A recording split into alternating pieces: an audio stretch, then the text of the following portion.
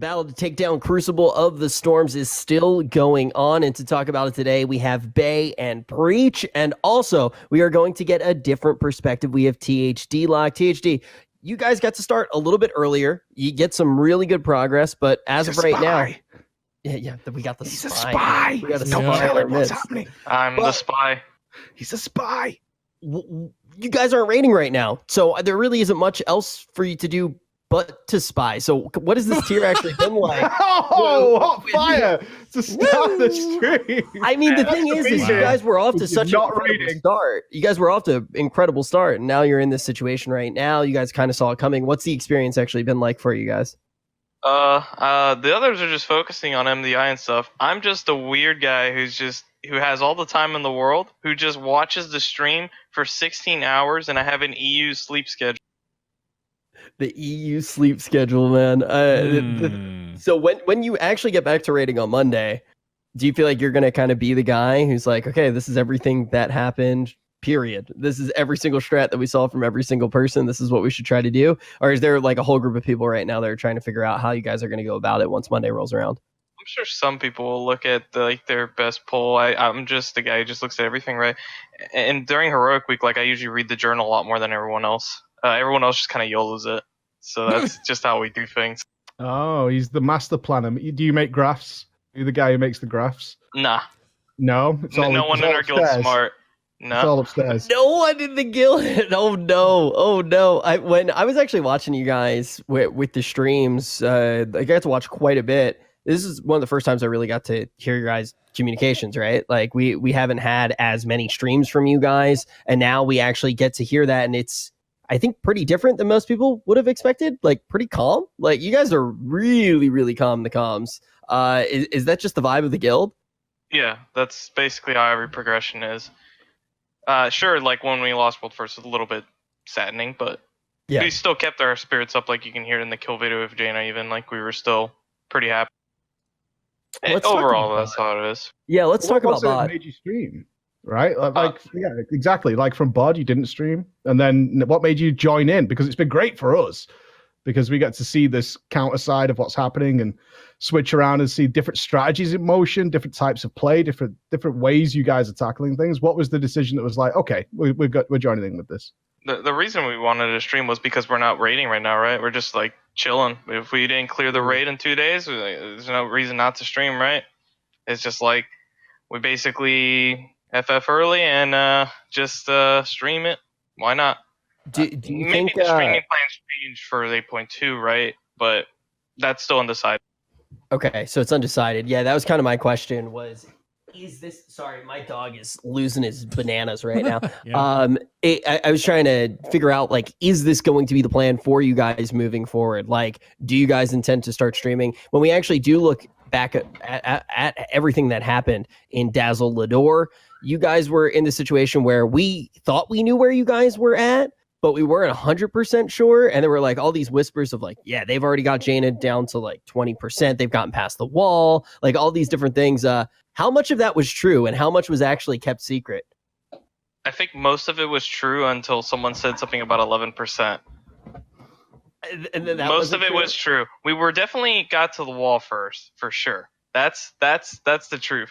But then we started messing around with some strats, and that's when they started keep doing the burn, and that's when they pulled ahead.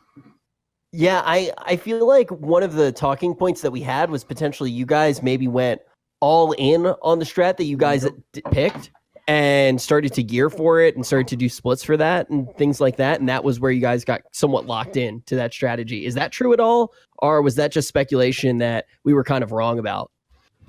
There was a time I think we were running multiple Death Knights in like Windwalker Muck, right? And like I'm pretty sure some people /shoot us, and you could see that we were running Death Knights, and there's no reason to run Death Knight DPS unless you want to AoE something, right? So that would be that we called them like, pretty bad word, but they would basically AoE down all the people. We say the F word, right? Yeah.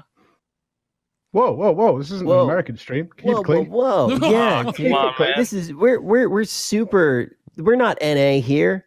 There's puppies in the chat. Relax, dude. Yeah, dude. If this guy hears any of those words, but yeah, I think Death Knights, Rep Paladins, a lot of those things kind of made us assume, and monks, we were like, okay, AoE strat, are they trying to make sure that they use the mechanic to reset their stacks and get a bunch of ice blocks? So that was the strat that you guys did go for a little while. What happened with that strategy? It was just really difficult, right? The strategy was to basically ice block the 5 people who are going to break everyone out during the intermission, then break them out while killing the elemental, and after that, kill the elemental, and then when the icefall happens, have the entire raid get hit by the icefall and have them all AoE everyone. Yeah, that was what we thought that you guys were doing. What happened with the strat? Like, did it just not work, or? Well, the issue was getting past the elemental safely while all the ranged DPS were struggling in the intermission to even do DPS to the elemental. Yeah. It was one of those things where, every now and then you hear a strat like that. Even with method for this tier, kind of what we heard from Josh for Cabal. It's like you hear a strat where you're like, wow, that is so glowy brain that it has to work. Like it seems so perfect. It seems like it has to work. But then there's just that one little thing that's slightly off, and then the strat doesn't necessarily pay off. You spend a lot of time trying to go for that strat. Interesting stuff. Very interesting stuff. How would you describe the tuning, though, of this tier of Crucible of Storms? Is it something that you've enjoyed thus far? I really like the tuning. I like how the first boss actual DPS check, even with a class stack comp. Like we met the enrage multiple times, even with our meme 8 Shadow Priest comp that just dealt mega damage, and that was super good. And I also like how we walked in the raid and we were genuinely surprised that the first boss had like 260 million health. We were actually like terrified. They were all like, "Wait, what the hell?" And then and then all the one shot mechanics. Oh man, I love the one shot mechanics. Oh wow. Before we get off bod, though, was there any tactical dissemination of misinformation going on from you guys? Because obviously we started getting these little pieces of information, like somebody in limit has told them they're at this percentage. Because you guys weren't streaming, so we had no idea what was going on. But certainly at the casting desk, we were getting all this little information. Was that tactical, or are you just meme lords? What was the story there? Oh, we're just... NA's psychological warfare is quite powerful. Propaganda, is that all it was? Yeah. Oh wow! I just blocked this on with my head. This is there How we seriously go. did you take Crucible, though? Because we looked at it on Wednesday, and we kind of got the feeling, certainly from the Method guys, that this was like a fun little side raid. Didn't really expect too much of it. Obviously not the perfect rosters because the MDI and stuff is going on. Is that the feeling you guys had walking in there? It's like, well, this is just going to be a fun couple of day thing for us. Like, we're not expecting anything mega. We're not taking it as seriously as certainly a full tier raid to come out. And is that still the mentality, or now the challenge has been set and you can see how hard this is, and it is going to carry some prestige? Although you've had to stop raiding for now, is there still some feeling of we kind of want to get in there and get a good score here? Yeah, I mean, I want to get in there. I've wanted to get in there for like the last few days. Let me in. We could always move to EU. Oh, well, that's a bit difficult. Wow. I think some guilds are recruiting warlocks right now. Now he's getting poached. Uh-oh. Wait, are you trying to poach THD to another guild for him?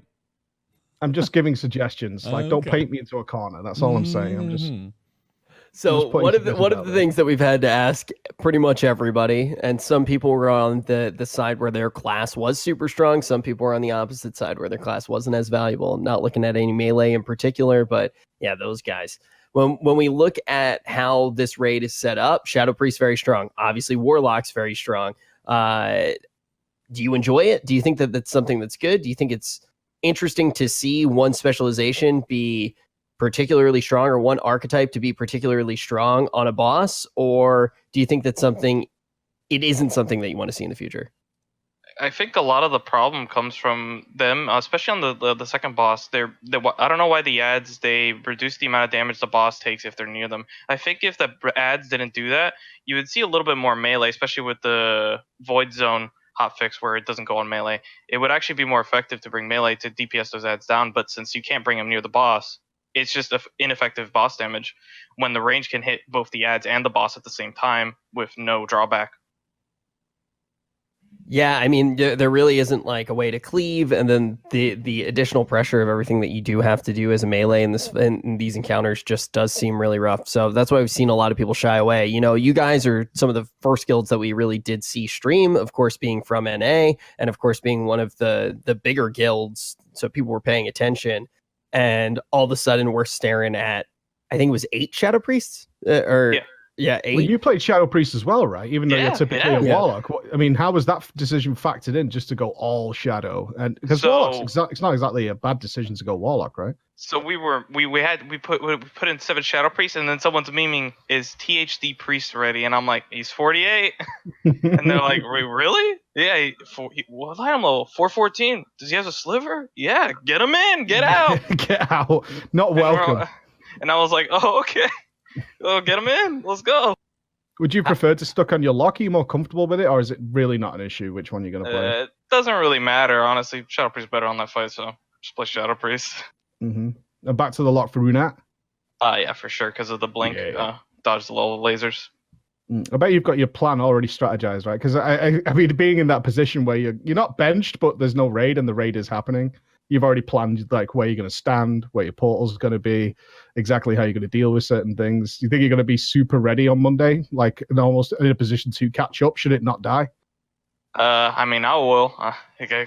But it's got to be a group effort. I don't know. Oh, he's calling his guild slackers. Is that what we're saying? That's what I heard. Hey, man. Sometimes you gotta watch. I don't think anyone's watched it more than me, so that's. Yeah, well, I think that it is important to know how different this race has been from basically each of the leading guilds and what we have expected from them and what their mentality is. I mean, even look at Pieces, right? Pieces is this guild that we typically don't expect to see put in the extra hours. We expect them to pretty much go with what their typical schedule is, and we expect them to overperform and just as far as encounters go, exceed expectations with individual play.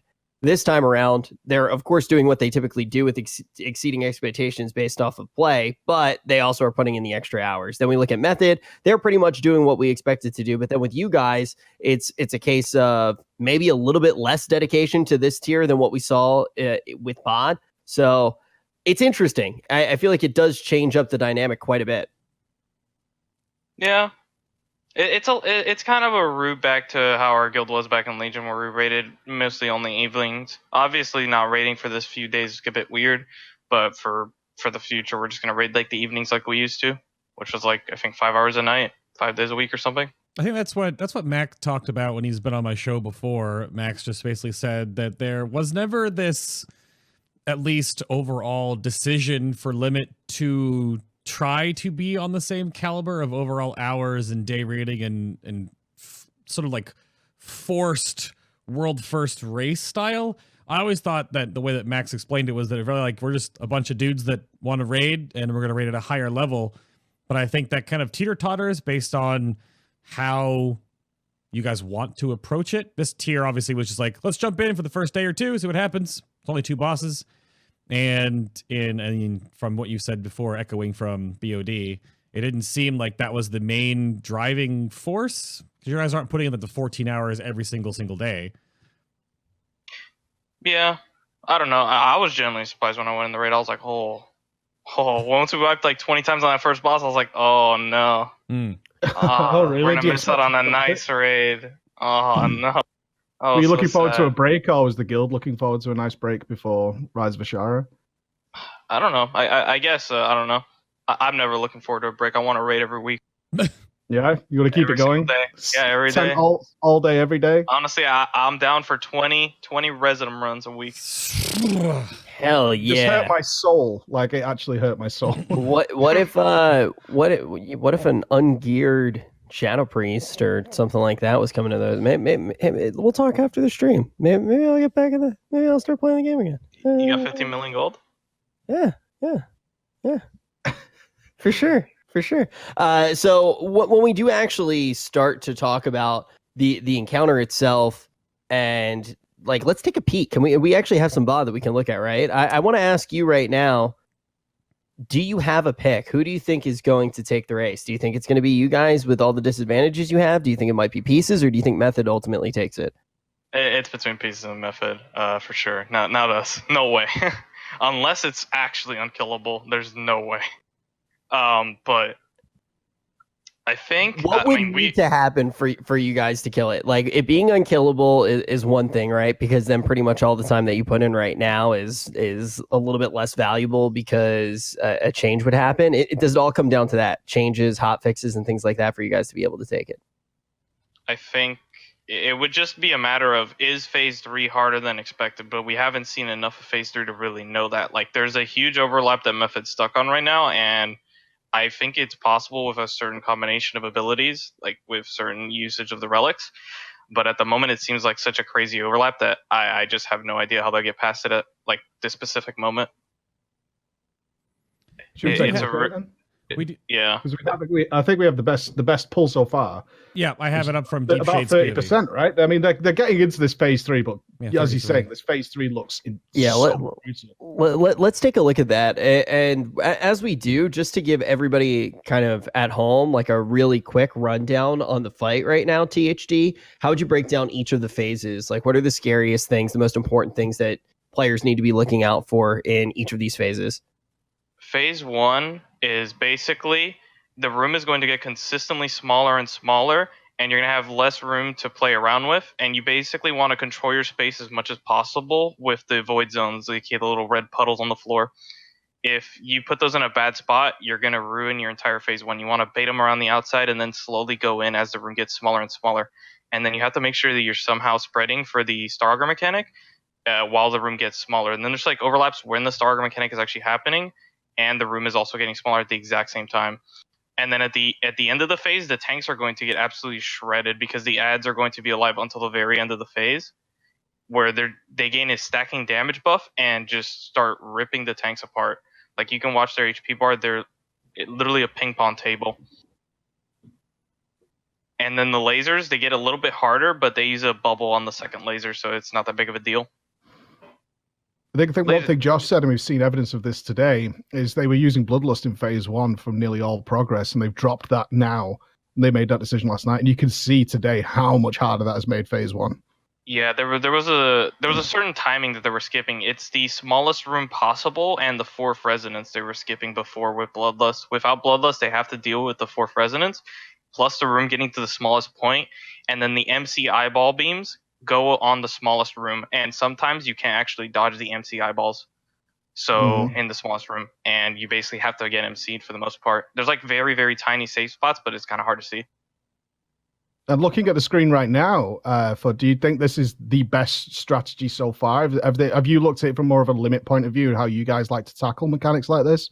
And have you thought maybe something a little different would work better? Or do you think they've kind of nailed how to handle this? I think it's just, this is like the best thing that you could possibly come up with. Like, there's really not too much to really go off here. Like, I like the trident usage because it makes sense. Like, people are getting consistent 2 stacks at this laser that's coming up whenever they use the trident. I think they're doing that intentionally almost as well. You can see them actually just run into it and make sure they get it early and let it wear out as quickly as possible. Well, Trident doesn't have that much HP on Mythic, though. You can actually just get a full 1 stack. Like, they actually popped the Trident in the second intermission with the Storm, and they don't even sack someone there. And it breaks the Trident even with... Oof, this room is really, really dicey when it's tiny. Look at this. Where's the safe spot? Yeah, that's what I was talking about. That's the one thing that's what they were skipping before. Yeah, that almost forced not only a mind control, but at least everyone goes adversarial for a few seconds there, like 6 seconds or so, when you can hit everybody else. Yeah, I mean, it's kind of a miss piece of information because everyone is kind of mind control, but not really. So I mean, the trick is there, just don't cleave everybody down, please. And obviously the healing issue that goes on there, but not as dangerous as actually someone being MC'd, for a long period of time. And there's actually something that happens if you ever use like Josh POV, like something that happens there, like, it's really good, is Scribe blinks out and with the storm kills himself out in the obscurity and then uses his displacement, blinks back, gets annihilated, and then they use a knock totem on him, and then Josh goes down to a low enough health pool where he either takes 4 or 5 ticks from the outside zone, and if it only takes 4 ticks, it's not enough for 1 Oblivion Tear to break it, so he actually uses the pants from the heroic boss to take extra damage, the Rune of Power Pants, to actually take extra damage to be able to break it. There's a lot of So interesting... going into here. Oh yeah, no, go ahead, on, Mike. I was the one thing I was curious about is that we're probably going to see. I don't know if Blizzard is going to react to this boss after reset with not necessarily numerical changes, but I wonder if there will be mechanical changes. I do believe Josh brought this up yesterday. The Crown of Tempest is supposed to cast for 15 seconds. And I don't know if it's an intentional mechanic when Blizzard designed this to have the Crown of Tempest player just basically splash the crown for 1 or 2 or 3 ticks and then brick themselves and then use an Ankh or a Battle Res or an Ankh totem and then get right back into the fight and essentially ignore that mechanic. I'm not sure they'll do that. I wonder if they'll change how that works. And again, not necessarily a numerical thing, but a mechanical one. There's also the way that the pacing of the fight works. I wonder if anything will be changed on that Tuesday, Wednesday. We've already seen a first round of hotfix tweaks and changes. Uu'nat got one that was sort of a quality of life fix, at least for the sort of Star Augur Grand Conjunction mechanic, where there's like a little bit of a leeway before it actually activates instantly. So you have just like probably half a second or 0.3 seconds before it actually turns on. But we've seen little things like that. I just wonder what else we're going to see and if that changes things all of a sudden on reset, because if this doesn't go down before the reset, because 30% more of this encounter with the soft enrage sort of bleed out mechanic where you're feeding off each other's HP, there is going to be a actual ceiling on how long that phase can last that you can numerically deal with. So yeah. Like this I like phase 2 a lot. It's actually like very timing based, and if you ever mess up at any point in phase 2, the ads will actually just completely overwhelm you. It's really nifty. Like if you ever leave an Undying Guardian up for way too long, it's honestly over. I think actually in this pool, this is the 32 one, right? Not the 34. The 30, 32, 9, 33% one, yeah. Okay. Because I think in this one they have like 1 tank alive, right? And he just gets like destroyed. We'll have I believe so. I did see this. It was just before the actual show started. I think like an hour or so before. Yeah, not only is it the best pool, it's one of their recent ones. Yeah, this is like an hour ago or something like that. Yeah, I prefer the one actually very early in the day, because they actually stayed longer, but they got the boss lower in this one. And the other one they stayed alive a little bit longer. This is in the boy Deep Shades. This is the one around 4 hours in. This is probably the earlier one in the evening. Okay. This is probably the good one. Yeah, this is probably the good one then. One. Yeah. So this phase is absolutely ridiculous. So like it starts off pretty chill, but soon it will get pretty crazy about a minute in. He does a leech debuff about every 30 seconds. So every 30 seconds, one player is basically going to start becoming unhealable over and over and over again. And it just starts turning into this wild effect where more and more raid damage will start happening and more people are going to be at risk. And this is that's like the first overlap. It's not really that big of a deal though. It's just the unstable resonance, and then they do like the mind control stuff. That one's really simple. The next one, when he does the next gift, is super crazy. He basically will spawn lasers. They'll sweep across the room. There'll be another gift. They'll do a lot of raid damage, and then it will MC everyone, making them unhealable. And the next thing that will happen is he'll put up a third leech debuff, and he'll put up the Star Augur marks all at the same time. Here it is. This is it right here. This is absolutely is crazy. Yeah. And that was oof. And then here comes the MC thing. There's a lot going on there. Shout out to Deep Shade's beard, by the way. I also think it's curious that Deep Shades has been typically, we would consider Deep Shade a Warlock, and this is a fight which is so Warlock heavy, yet they've had him switch to an Elemental Shaman for this fight. Obviously somebody who prepared the Elemental for it, just showing how important the interrupts and stuff are. Yep. And the obviously ability to sacrifice and come back at the same time, which is playing a key role in this fight right now. Ellie does so much good stuff. Yeah. It has utility, and then it also just slaps, right? Like it does a lot of damage, and you can, man, it is crazy though that it is Deep Shades. Like you wouldn't expect it to be Deep Shades, and that's even one of the things typically when we do see people multi-classing. Those two Warlocks on Method, you just think of them sticking to the Warlocks because it always is so strong. This fight is really cool to watch. Actually, watching that attempt too just really gets me thinking. And I have to ask right now: we haven't seen much of the third phase. THD, do you think it's mathematically possible to actually take it down? Couldn't tell you until they do a little bit more. We have to see past that, like overlap and see like just the boss percentage HP with full lust every single cooldown versus how many debuffs they have out, and the next overlap that is crazy. Besides that one, they have to live that one overlap. Like that is gonna that one overlap is gonna be like 10 or 20 pulls. I think it's. People keep this is what I was saying earlier. He has so much HP. That last phase is not going to be that quick, even with Bloodlust and stuff. Yeah. It's going to be so brutal. And we're either going to see one of those pulls where it's at 1% and there's one man standing, just kind of running around hitting it, or they get it really, really clean. But I don't see it being that clean. What I suspect is when there's like 10 healing debuffs out, go out and die. Just leave. That's and just 10-man the boss. I think it might be a case of hoping the shamans get it, right? You're kind of hoping they get it, go and die, and come back, maybe? You think they're going to look at something like that? Oh, it persists through death. Oh, scammed. Nah, they're just gone. They're gone. Get out of here, buddy.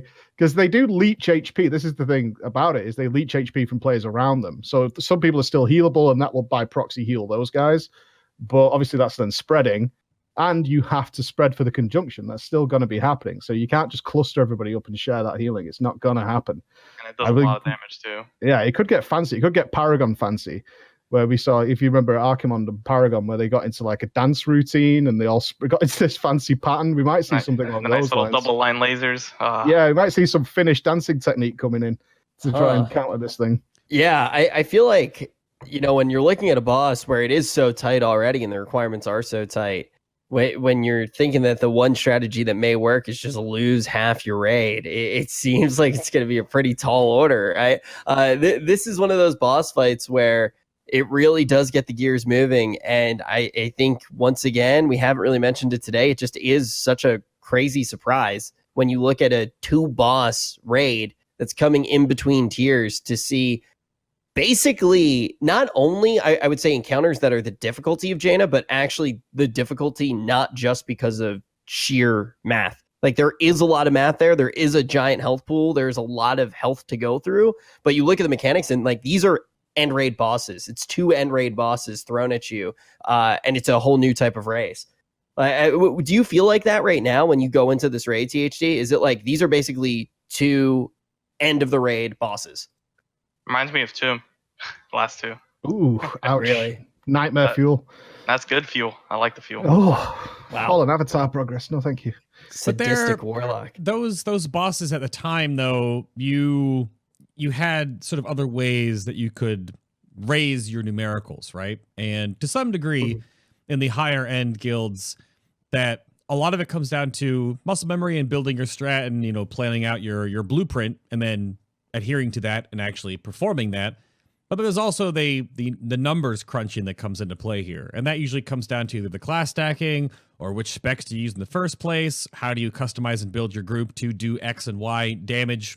Because there's obviously an HP wall ahead of you. These bosses right here, though, you can't really just get more gear for Uu'nat. You could maybe, like Josh brought up yesterday, they may be able to do, they could gear up new other specs and go back to BOD and re-clear, right, and funnel gear in that way to some degree and change the comp. But your eye level isn't going to better execute classes, right? There are certainly definitely better execute classes. There are, yeah. The thing is, that would be right, relearning everything. Yeah, like warlocks do great damage in P1, so does shamans. Shamans kind of do the same thing as a warlock. They all just funnel DPS into the boss, except shamans have a bit more burst in P2 to kill those mindbenders. And honestly, like, I think that comp is what they want to keep, just simply because the warlocks can't always blink over those lasers. Like, that is such a big thing. Just removing like half of the debuffs from your raid with all those people blinking, is going to reduce the healing requirement immensely. Well, they did say they may go down to 2 healers. They would probably do that before they change comps. So even though there is better execute classes out there, the solution they probably go with right now is, if it's possible, is go down to 2 healers instead, and just bring in a flat out extra DPS to go along in there. What's the execute pick? Like, what would the execute pick actually be right now? Like, if you were going to bring classes for executes for the final phase, what would you pick? Feral Druid. Survival Hunter. Big time. Big survival, big grenades. I'd still go with Warlock. Right? They still do crazy boss damage to the shamans. So what are you gonna do, man? Yeah, it's like the scariest part though is those ads. So like they can't just ignore the Undying Guardians in phase 3. That guy has way too much health. They're gonna need to kill him eventually.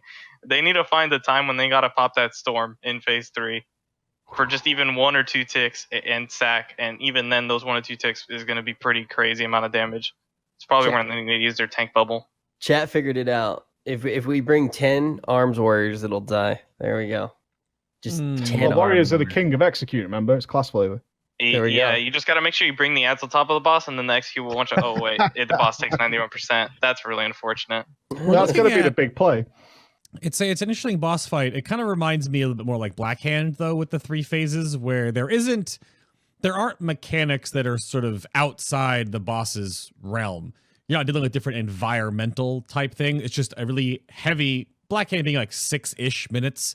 Really heavy, intense phase 1, phase 2, phase 3, right? First story, second story, bottom story. With Uu'nat, it kind of feels similar, where you're just like go, go, go the entire time. But the difference in Black Hand, 6.5 minute or so encounter, is that Uu'nat is twice that long. If their best pull so far, around 33%, was just shy 10 minutes. You're looking at a 12 to 13 minute encounter that is that level of continuous intensity. And yeah, death is a resource, sacking people depending on the debuff timing, it goes back to different fights like Archimond and whatnot. But it looks just at that point, that HP wall. Because what if you get to a 10% wipe, but you've got half of the raid, if not more, with the hunger debuff? How do you heal those people? You will they just die. Bleed out. Yeah. You just kill them. Yeah. That's the best strat. You just send them off into their own little death in the corner, and then you just like reset the fight and basically have 10 players kill the boss at the end. Right. That seems to be the only way, I think, because like you won't be able to heal through like 10 of those debuffs at the same time with only 2 healers. Man, it is crazy to start to think about all of these things and to actually think about what it's going to look like if and when this boss goes down. I've already said to Bay countless times, I'm expecting us to be doing this show for the next 2 months, guys. So be sure to tune in every night, because I don't think this boss is going down anytime soon. THD, for anybody who hasn't gotten to watch you yet, you're not going to be raiding until Monday again, but I know you've been casting over a lot of the other POVs. You've still been streaming. So where can everybody stay up to date with everything that you're doing and actually get that insight from you on the fly? My Twitch channel. I'll be I think tomorrow I'll be doing like basically the entire day again. There you go. Follow the man and be sure to actually watch. He breaks it down well enough that I was actually watching with my mother the other day, and she understood all the mechanics. She's actually further progressed than me now in Crucible of the Storm. So thank you very much. My mom thanks you a lot, THD, and definitely want to get to talk to you potentially more as the race continues to go on, because I really do think we're going to be doing this for quite a few days, and maybe we can check back in with you and hear how Limit is doing once you guys pick up the raids again. Yeah, hopefully everyone had fun with our comms. We did. It was awesome to both get you It's involved great. and to obviously have your perspective in. It's been really, really, really good. I hope you guys do keep it up in Rise of Ashara. Hint, do that. Do that. Do it. Do it. You know, I was it. before I was the man 4, so I'll be doing the vote. But as we are Americans, we need to do the vote. Oh, okay. I'm not going near that. Like, Yeah. All right. Well, well, now we know a little bit of insight into the guild. But the thing is when we look at Crucible of the Storm, there is a situation where there is a boss that has yet to be defeated. On the other side of things, there are a bunch of bosses that have already been defeated. We don't want to just completely pass them by. We should talk about bosses that were killed 15 years ago. We should talk about classic World of Warcraft, because I think we have enough time to actually go in and clear all of the classic raids before we see Crucible of the Storms go down. If it went live today, we would actually be able to clear all the raids before I think Crucible of the Stars would go down. I think I remember seeing a Discord post where a server released BWL and it was cleared in an hour and a half. Yeah. And I was like, feel well, it's a completely different type of race, right? Like it's a completely different type of race. Preach and I kind of started to talk about that yesterday. The idea of you look at a race like this and it's a little bit closer to a marathon. I think when we actually do see Classic get released, it's going to be much more of a sprint when we watch that initial level up, get all that gear, get into the raid as soon as it drops and just smash it to smithereens, because you don't have those questions like, is this mathematically possible? What happens in this third phase? How are we going to deal with it? They know. I am the bomb. What does this mean? Is there a deeper meaning to I am the bomb? There are people that know these mechanics inside and out, and lucky for us, we're going to have two of those people on the show today, Esfand and Sonii, to talk about all things Classic in just a few short seconds here. But THD, one more time, I just do want to thank you for coming on and talking to us about everything Crucible of the Storm. Yep, no problem, man. It was great meeting you, dude. Yeah. Well, in our internet way, you know. Yeah. Right. That's where I'll be, the internet. It's basically the same. Be at BlizzCon, man. If I'm I don't coming know, from the UK, you can get there.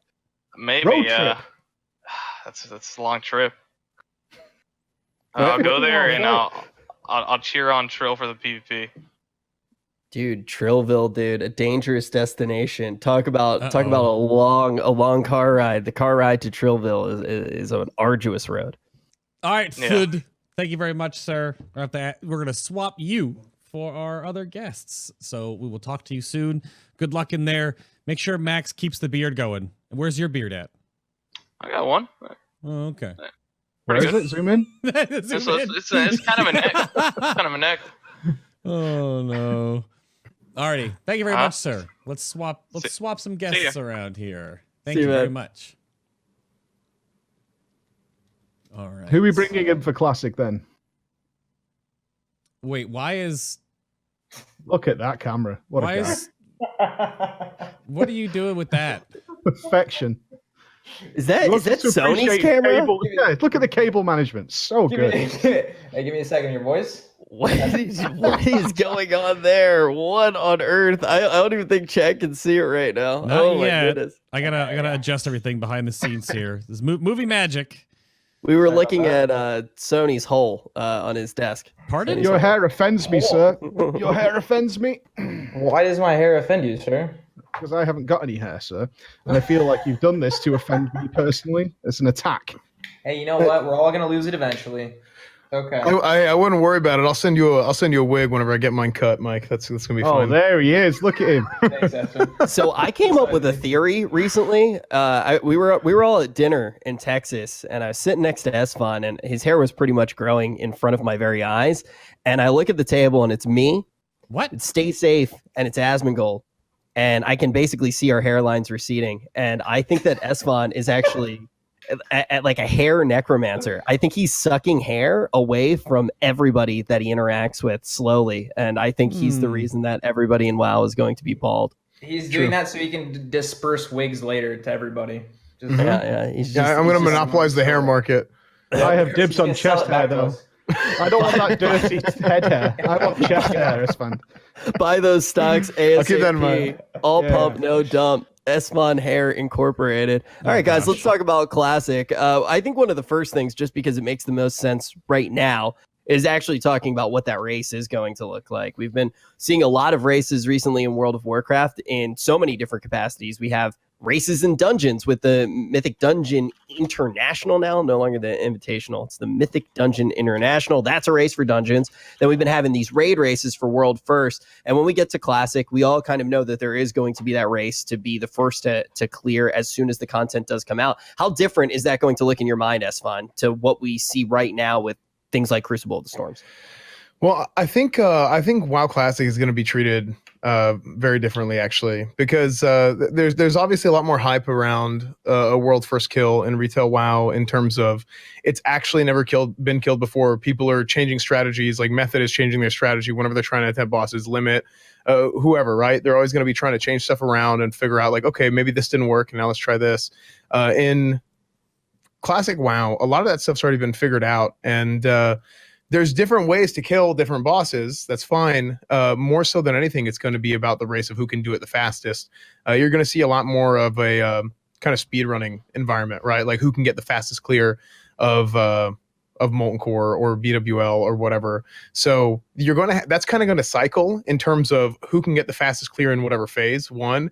And then two, okay, what's like it's Dark Moon Fair in the game, right? So Dark Moon Fair, first Sunday of every month, it's put in the game. You can get your Dark Moon Fair buff. So a lot of times what these top guilds will do in Classic is they will go and they will load up all month, and then they go for a speed clear on Dark Moon Fair week, right? And then what they might even try is they might try twice in a row by doubling up on the buffs. You get the buffs, you get your 10% damage, all that stuff. You go in, you attempt the raid, you go for your speed run, and then what you can do is you can keep trying to roll your DMF to get 10% damage or get whatever you want to get again, and then you can try it again next week and just basically like be very careful about when you log on. Like people will literally like just log on for seconds at a time, be very efficient with their time so they don't waste buff times. Oh, that's similar to BFA, huh? I've been doing that. I'm just logging on for seconds at a time. I'm getting ready for Classic, baby. I think one of the big talking points right now is everybody talks about how long is Classic going to last. I think that is kind of a dumb place to be talking about Classic WoW. I think the more important thing is to actually ask people what their goals are. And Mike, like, what is your goal? Actually, wait, I can't say that right now. We got two. Sonii, what's your goal for Classic? Like, when you look at Classic, what do you want to achieve? What's your average day going to look like? Yeah, so average day, wake up, make some coffee, and then I plop my butt in this chair for the next 18 hours, and that's about it for every day. But no. Unfortunately for Classic, I wasn't really given the opportunity to like play at all because parental restrictions. So now that I can go no bars held back, like I'm just gonna go rank 14. I'm gonna be maintaining clearing content really fast. Like starting a guild, we've got over 300 members in the Discord right now. About 60 people who are extremely sweaty, ready to take on that first week Ragnaros clear with us as well, because we're gonna try to do that. If we're talking races, there's potential. You can potentially clear MC in that first week lockout. It's possible. It's possible. So, but that requires like 20 hours a day of pinpoint precision with leveling routes, preparation, everything. So that's one of the things I'm trying to do. Obviously the rank 14 grind, making tons of content. And I am so excited to play Classic. Class? What's the Warrior. class? Warrior. Oh, big whirlwinds coming in. Yeah, whirlwinds coming in, boys. Yo. I just want to ask right now, for anyone who doesn't know, Esfand, what exactly is... They announced that there's going to be multiple phases of release. We're not just going to get everything thrown at us all at once. So what is going to be available the second that Classic drops as to what we know right now? Right. And this is something I was really big on because when they first came out and they announced Classic, not whenever they announced Classic, but at the last BlizzCon, whenever they first kind of gave us a taste of what the plan is going to be for Classic, they said that there's going to be 4 phases of content release. What they meant by phases is essentially taking patches from the original retail vanilla WoW, packaging them together into 4 different patches, and then releasing the game, kind of spreading out the content that way, as opposed to just here you go, here's all the content all at once, because that's certainly not how you want to do it. 4 phases is not nearly enough. It's really bad for the game for a number of reasons. One, it's too much content and too few of phases. So basically, what they did was, and this is something, again, I was very, very vocal on this, and a lot of people in the community were, they decided to say, okay, you guys are right, 4 is too few, we're going to move it to 6. So what they're going to do is they're going to have phase 1 basically be the initial launch of the game. Phase 2 is going to be Dire Maul, world bosses. Phase 2 is going to be Dire Maul, world bosses, and PvP. That's what we're seeing now. Phase 3 is going to be Blackwing Lair patch, Dark Moon Fair. Phase 4 is going to be the ZG patch, Emerald Dragons. Phase 5 is going to be AQ, and Phase 6 is going to be Nax. So, and there's some other stuff in there too. Like I didn't go too in depth on it, but basically the idea behind this, and it's not something completely foreign because private servers have done this as well. It might have been a few more than 6 patches, but they've done kind of the same thing. What it is they can go in and they can release the content as they need to throughout the course of vanilla in a way that essentially the game doesn't die out. Like there's always going to be something to do for both the high-end players and the more casual players. And that's a whole nother thing too, is just how casual friendly Classic really is. But that's basically how they want to approach the game. Is they're going to come out, Molten Core is going to be in the game. A few months later, they're going to put in Dire Maul and World Bosses in the PvP system. Then after that, they're going to put in Blackwing Lair and so on. Yeah, and I do just want to say, for anybody who's having that reaction of, no, give me everything, like right now, just give me everything all at once. Just think of Classic WoW like a relationship with a significant other. It's one of those things where if you so give invested in this description. But not too invested, right? The thing is if you give everything too quick, you're going to set the bar too high and just set yourself up for disappointment. This is terrible advice, believe me. Do not listen to Rich on relationship advice. I've been married for 20 years, dude. This is fail boat advice. don't set the bar too high. Don't show them all your tricks too quick. It's not a ramp up, bro. Let it ramp up. Let it build. Let it build into a beautiful You sound like crescendo. Blizzard now with BFA. There's a grand pitch that you can't see. That's a grand architecture. That's to a this. different type of relaload. We're not going to go into that one. We're not going to go into that one. Don't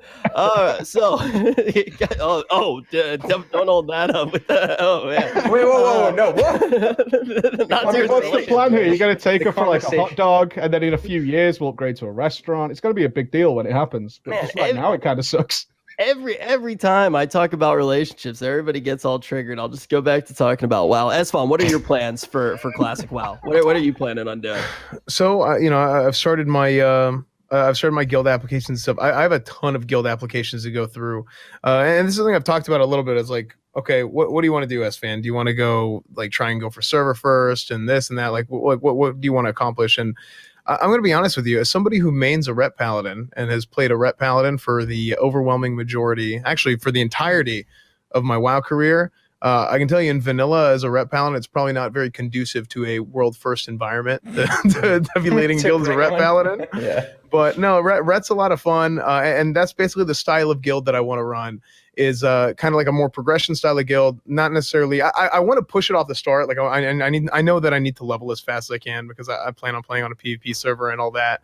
But I think that just going with a more progression style of guild, something that's fun, enjoyable for the people in the guild, enjoyable for the stream. That's kind of my idea. Is more progression style, complete the content in a reasonable amount of time.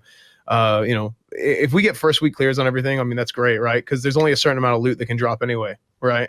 Yeah, that's the way that I see it. Now, I think speed runs and all that stuff is really cool, and just to flex on people and give you good bragging rights. That's all great. But when it comes to the loot, I mean, there's only so much loot they can drop. So. Yeah.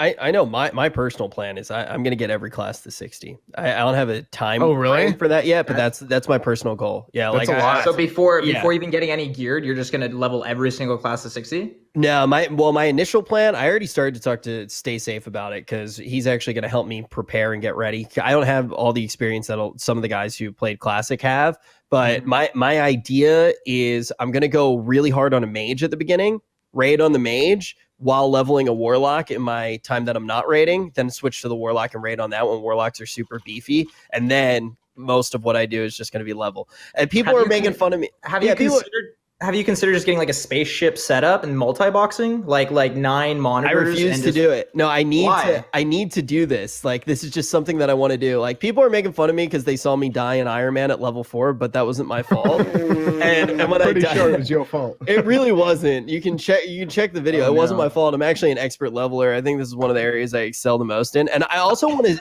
I think one of the things is I actually want to see what the progression looks like. Compared for the first tune to the last tune, like how much faster I can go, in terms of classes or just your knowledge going forth, just like with general questing? knowledge, like general knowledge and all that. Have you practiced writing on any forums, like raging on forums? No, testing your theory with classic leveling. Not yet. I haven't done anything. I haven't prepped at all. I think most of the prep that I've done is like go to Starbucks with Esfand and not even talk about WoW. That's like what I've put into Classic as of right now. But two people that I don't know their plans at all for Classic is actually Bay and Preach. Like, are you guys excited for Classic? Are you going to be playing a lot of Classic? Starting with you, Preach. Like, what are you thinking about doing?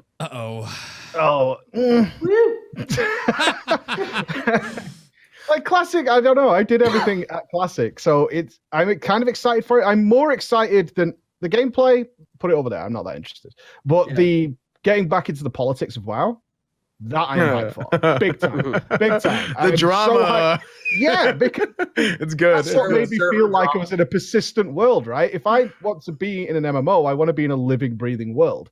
And that means that there are events happening when I'm not there, and I come back into it, and you're dealing with it and all that, and you're dealing with guild relationships, you're dealing with relationships with all kinds of people who are doing the big crafting, and you're having to make these relationships and build them. You're dealing with the ninjas, you're dealing with the good and the bad. That's everything I'm looking forward to. Am I looking forward to doing Die Mall again? No. Am I looking forward to doing Nax again? No, not particularly. I mean, I'll probably do those things because that's my interest in the game, but You're looking forward to an MMO. I'm looking. What? What do you mean? I play an MMO right now. Be quiet. What I'm saying is, I am looking forward to that. The political and the people side of it. The community side is what I'm after. That's what I want. What was your experience in Classic WoW? Like everything. You said you did everything. Did you like world first, like rank 14? You did everything. No. I started Classic. I mean, I have videos of me playing Classic. I'm so bad. I missed a clicker. And eventually I moved my way up because guilds died and things like that. And I eventually moved my way up there. But ultimately, sure beta baby too, aren't you? Yes. Yeah. Oh, wow, I had a Legolas style hunter. Yeah. I had the whole shabazz. I thought it looked terrible. I remember first seeing, I was playing like a hardcore PvP MMO at the time, and I saw WoW and I was like, this is for kids. Wait, which game were you playing? Yeah, which game was that? A game called Neocron, which was a very, very hardcore game, certainly compared to WoW. Gearing, you stole gear by killing people. You would take their gear off them if they died. It's similar to Ultima Online, if you've ever heard about that game. Ultima. Super brutal. You could talk to the enemy, like, you know, the amount of back and forth with the enemy when you destroyed them or they destroyed you was great. That's what I loved. And it was like, wow, they don't let you talk to the opposite faction. That was the first thing that turned me off the game. I was like, why?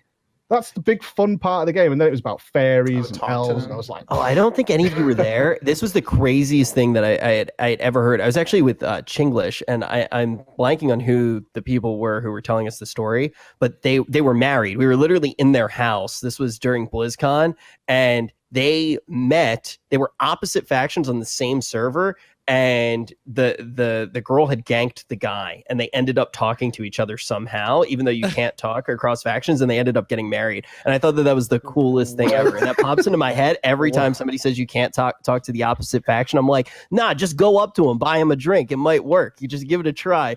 But Breach, I know that you are one of the best levelers to date in retail. Would you be interested? I hold some records on this? Yeah, would you be interested in going on this trek with me and maybe teaching me the ways of leveling every class to max level? Absolutely not. Like, I can't even come close to how badly I don't want to be involved with that. Don't help. Like Rich. what you're Do suggesting not to me help, sounds Rich. like torture, honestly. What were your times for the original WoW leveling? Me? Yeah, you. My priest I leveled as holy. And that took not too long, maybe 2 months. But we basically dungeon leveled. My warrior, which I did later and played for like 8 years, that was maybe 3 weeks, something like that. But that was all solo play. And I didn't level anything else. I didn't level anything else after that. It was so painful. It was so painful. Running out of quests and zones, that was the era when I was playing. Like the zones would just run dry. Yeah. There was no more quests to do, and you would just be like, okay, now I need to farm raptors for the next 2 levels. That's where I'm at. Running into that all the time was horrible. I didn't do a single quest. I didn't do a single quest in Classic WoW. I didn't know how to quest. No way. I do not believe that, Rich. I'm 100% serious. I think I did. You ran around killing boars the whole time and harpies? Yeah, I grinded the entire in level appropriate zones. Yeah, but I grinded the entire time. The only place that I did quests were in the Dwarven like starting zone, and I have like very distinct memories in what Dunmoreau, right? That's what's called, where the Yetis are and everything. I have like crazy memories there because, you know, I was also in that zone for probably months. You know, I really didn't know what was going on. I was young, right? Like I was super young. And I remember running around Westfall, like my gnome, like not even wearing gear, and showing my parents all the different beams I could shoot out as a warlock. You know, because remember it was mana drain, life drain, and soul drain all had the same particle effects, just different colors. I was like, look at these beams, like look at these ribbons I can shoot. And every now and then they would like break and like twist in all directions. It was fantastic. Bay, what's your plan for Classic though? You're the only guy who hasn't spoken about what the plan is for Classic. We know what you like to do right now in retail. Do you have any big plans for the release? So while you guys all can't do this, at least the same way that I can, because I'm running production, I was getting this image on the B-roll side ready to go while you were talking. I have no big issues with anyone that is all freaking out about Classic or anything. I think some people have always come around and said like, why are you so against this? Rah! But I think I'm in a similar camp as Mike. We're like the old crotchety classic beta babies, right? That have been playing since the game first existed way back in the day. I was 17, 18 years old when it came out. And I've done it all, right? But if you didn't do it all, then that's one of the reasons why Classic coming out in this day and age in Twitter, Twitch, YouTube, all this stuff right now is going to be huge and neat to sort of soak up.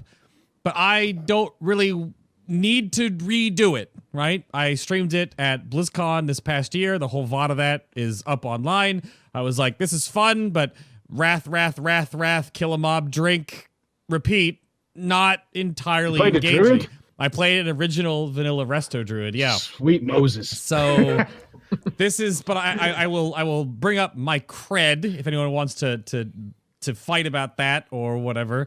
So this is a screenshot. I had to actually, why I was fiddling with this for so long. It's an old 4x3 screenshot because I can't bring this up in the 16x9 region. Yeah, I'm playing 4x3 by the way. Oh, I'm getting in on this. I'm I actually found a 4x3 monitor. You want to get on this? this? Like no changes. in on this, dude. So here is Hashtag some changes. This is my druid in Classic Old School. This is the night that we killed Cthulhu right after the servers came back up after the hot fix. The buffs are going off of my screen, and I want to just measure up this other. I got to bring up this other region so we can prove. Bloop. There's the CT raid tracker Cthulhu kill time 4:30:06. Wow. Right before midnight. Woo! So Yes. I love the chat log. I was there. I was there. You're a few days short of an anniversary. There you go. So, yep, I was there when doing all this madness. So, see, now I'm gonna throw a question at you right now, Bay. what's up? As somebody who's already done the content, do you think that this is a fair statement? Do you think that it's a fair statement to say that when you look at Classic did some things better? When you look at some of the more recent versions of WoW, whether or not you have problems with BFA, that certain things are maybe done in a better fashion there. Like, do you think that there is stuff in Classic that is better than retail that you hope makes it into retail eventually? Or I think the only argument that's ever come up in that regard comparing the two games, because I'm also not in the camp of everyone that's trying to ruin retail for Classic or people that are trying to ruin Classic for retail, all this back and forth, angry, right? It's arguably it's the same game, just different generations. And it's just the fact that if you love World of Warcraft, you can love either one, but why get mad at other people for loving one over the other? Well, I kind of disagree because I've played every single expansion. I've played Classic, and when I say I didn't get a chance to experience Classic fully, sure, that wasn't entirely true. I got to rank 12 on a Shaman. I rated MC, BWL, and XC. I did basically everything. There were just a few aspects that I didn't get to go all in on because I was at a young age. I think the game design back then and the game design now are not even relatively the same at all to me and to a lot of players as well. Yeah. So to say that, why can't you just love Classic WoW and why can't you just love retail WoW? It's basically the same game. I don't think that's even remotely true. I don't think it's even a shadow. I don't even think it's a shadow of the same game. To be honest, well, like I play retail. I play retail now because of the vanity aspect, not for the gameplay aspect. The gameplay aspect of current retail, like I said, it's not even a fraction of what Classic was. So I don't think it's actually comparing the games. It's always going to be subjective, right? But I think it's totally fair comment to say they're not the same game, which is why I never had a problem with Blizzard bringing out like the different versions of the game.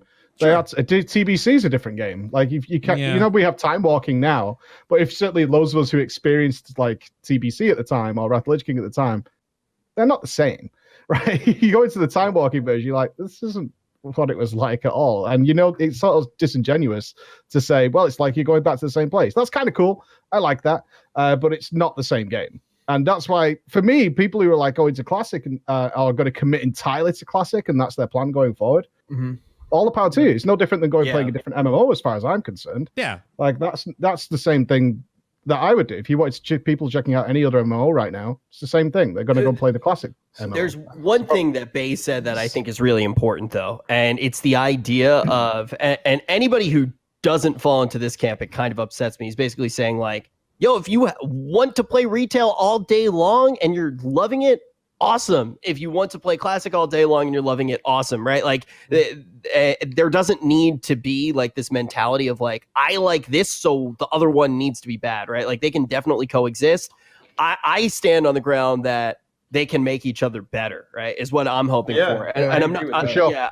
I'm not saying I want changes in Classic WoW. I do think that down the line, I would like to see how far they can take the Classic project, and you can take that whatever way you want to without going into crazy detail. But I think that there are so many things inside of Classic WoW that if they were applied to some of the modern ideologies that we see in game design today, like some of the class design that we've seen in recent expansions is fantastic. And it's it's very deep and it's fun to play off of. I mean, I think back to Wrath of the Lich King and think back to how classes were designed there. I would love to see some of those classes back in the game. Even WoD, right? Like WoD Demonology Warlock was fantastic. It was so fun to play.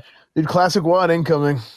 Oh no, that exists, wait by for the this, way. man. It does exist. Yeah, there is. There are WoD private servers. We Googled the other day. Wow. Yeah. Well, the thing was it was like there are these moments where I actually was talking to Soda Poppin about it, and we were all kind of talking. This was after BlizzCon maybe a year ago, and we were all talking. It was actually when Classic got announced. It was immediately after Classic got announced, and everybody was talking about when they would want a server of and what patch they would want to play on. And everybody has such a different opinion on it. And Soda was like, I would love to go back to Cataclysm. Like I want a Cataclysm private, like our Classic server, because the PvP was so fantastic. And it is a rabbit hole. It's a rabbit hole for sure. So I was talking about this on my stream last night. So, okay. Yeah. A lot of people who want legacy servers right now, a lot of times the what do you want to see? Okay.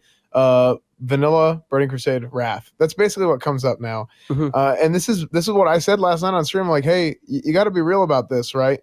If we go and we're let's say 7 years in, 2 years of Vanilla, and then about 5 years between Burning Crusade and Wrath, and then they say, hey, you know what? We're gonna come out with Cataclysm private server, Cataclysm Classic servers. Mm-hmm.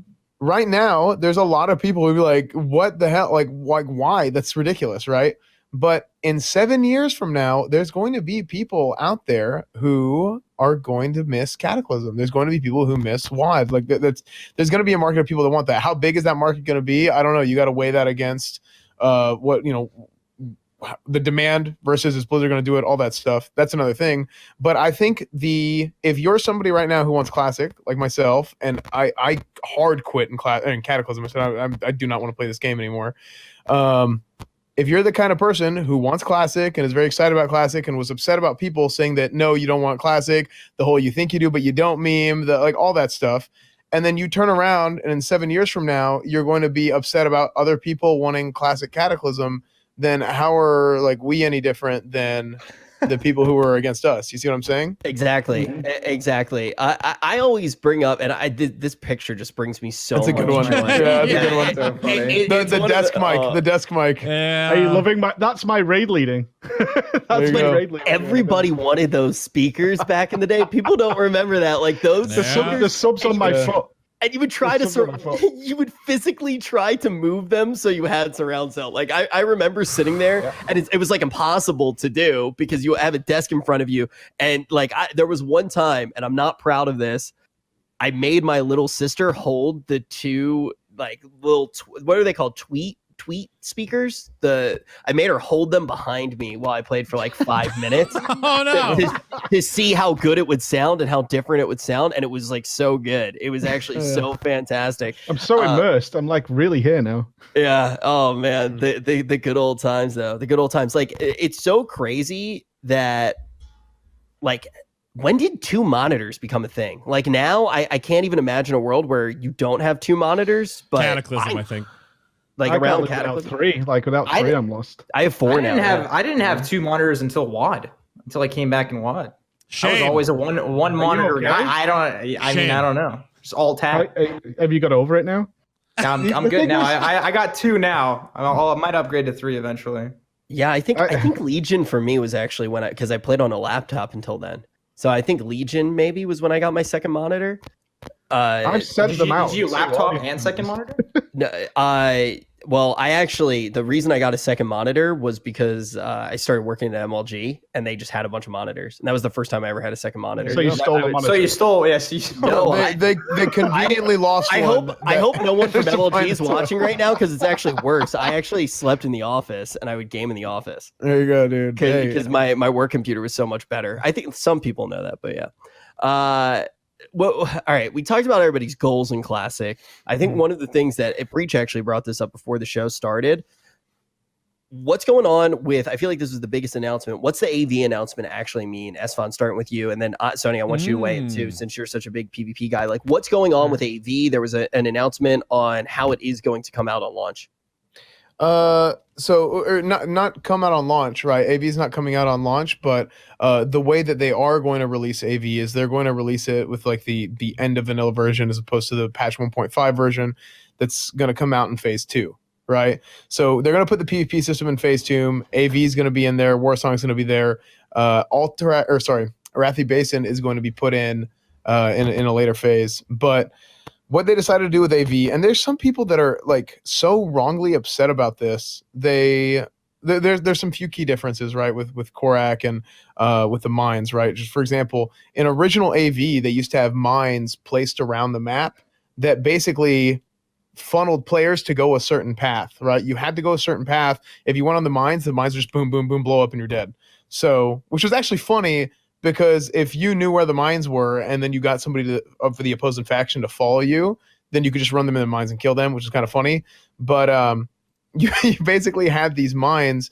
They take these mines out eventually. They change how some of the stuff works with like Korak and other stuff in AV itself. But a lot of people get upset about this, thinking that AV is going to be completed in like. There's no way that an AV lasts for like a full day or several hours or several days or anything like that. I've played Alterac Valley on private servers, and on private servers, they basically approach the game. They take that 1.12 AV and then they add mines in. They do some other stuff with it. But people have figured it out, right? They've taken on private servers, they've taken it and they've basically scaled it back to 1.5 as closely as possible, right? At least on launch, and then they'll change it later on.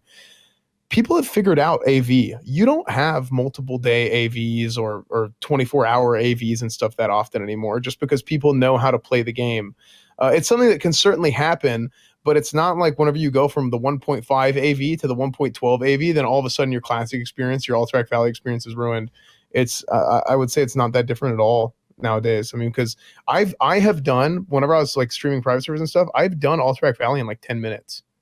And that was with the version that a lot of people were like, oh, we need 1.5 AV. The game is ruined if we don't have 1.5. It's like, dude, relax. Do you even know what you're talking about? I honestly think most of these people don't know what they're talking about. Well, I think that's a good question, though, and it's a good point to bring up. What do you think the expectations are of people who haven't been on the private servers, haven't seen the development of Classic over time, with people learning information, and now they have this expectation, they have this vision, they have almost a requirement that they expect to walk into, and the reality is, it's nothing like that. And the way I see going to be set and disappointed, although it's not their fault because the game is still technically the same. But as we've talked about on Classicast, the numbers guys have got into Classic now. The Sims have hit Classic, and therefore people know about so much more information. I saw a Nax Clear video speedrun of 1 hour. Yeah, that was my guild, by the way. Is that your guild? I mean, that was my guild. I wasn't in the run, but that was my guild. Yeah. Yeah, that information is clearly huge that has been developed over that time. Now we've applied sort of like modern WoW analysis to Classic. So what do you think is going to happen when those guys turn up that day and it's like, actually, this isn't the Classic experience I was looking for? I think we should ban those nerds. Those guys know they're not going to be getting the Classic experience. Right? Well, here's the thing. Go ahead. Sorry.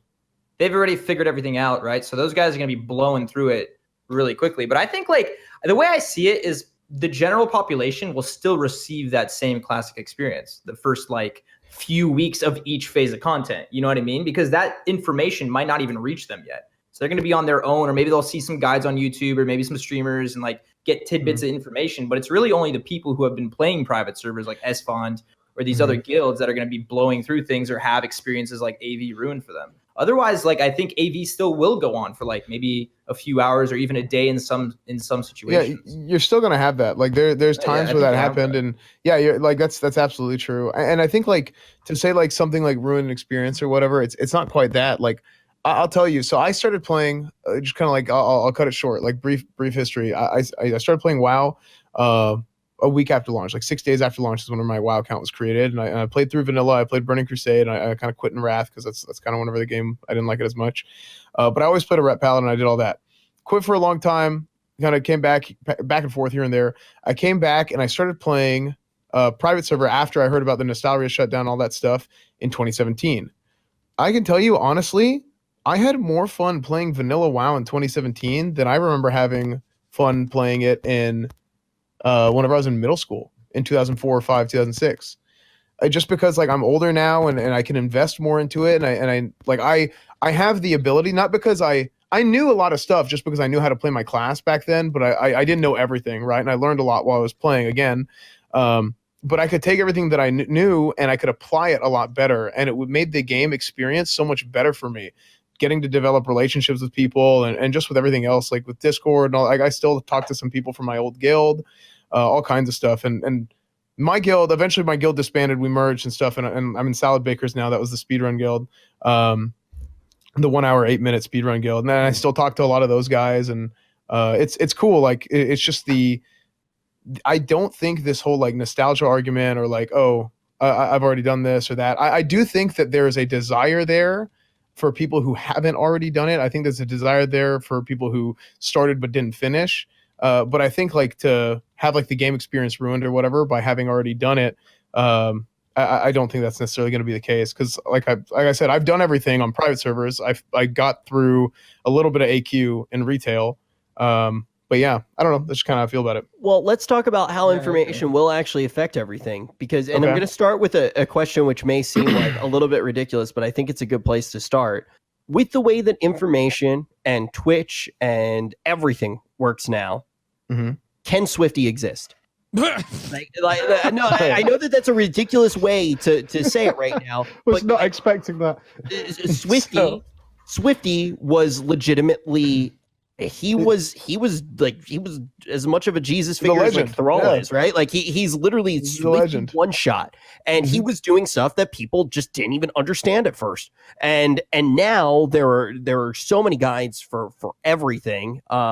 There is so much theory crafting going on, and all of these different things. Will there be a player that is that level ahead of everybody else? Like, I think so. I think there will still be top level PvPers and players, because you even go on these, like there's a YouTuber, I'm not going to say his name, but it's a rogue, and the plays he comes up with are just phenomenal, because what Classic allows you to do in terms of like PvP expression is actually, like we were talking in the Classic cast, it allows you to bring out your artistic expression when you're playing the class more so than any other expansion, especially like the last few in World PvP. Like the reason why Swifty was so well known and popular was because he was doing things nobody really thought of. And these things can still be done. Like, yeah, you can theory craft. Yeah, you can like say or talk about what you want to do, but to actually like execute some of these things and to bring talent into the picture and like actually live through that expression, I think it's still going to be done. Yeah, there will be top caliber players. Like there's going to be a lot of talent showing in vanilla as well. There's a big factor in that nothing being cookie cutter, because obviously we used to see a lot of like mixed element mages. Even with cookie cutter stuff, like even with knowing that you have to use engineering and consumables and like certain items to pull off sick plays, like you're still going to need to execute that. And to do that, it takes skill, I think. It takes a lot of skill. Do you think that level, like Sonii, do you think that level of execution doesn't exist anymore? Like, do you think that actually having that creativity? No, it does. It absolutely does. But I'm saying like with the I guess like the information sharing, it's not going to make a difference in my opinion at that top like percent.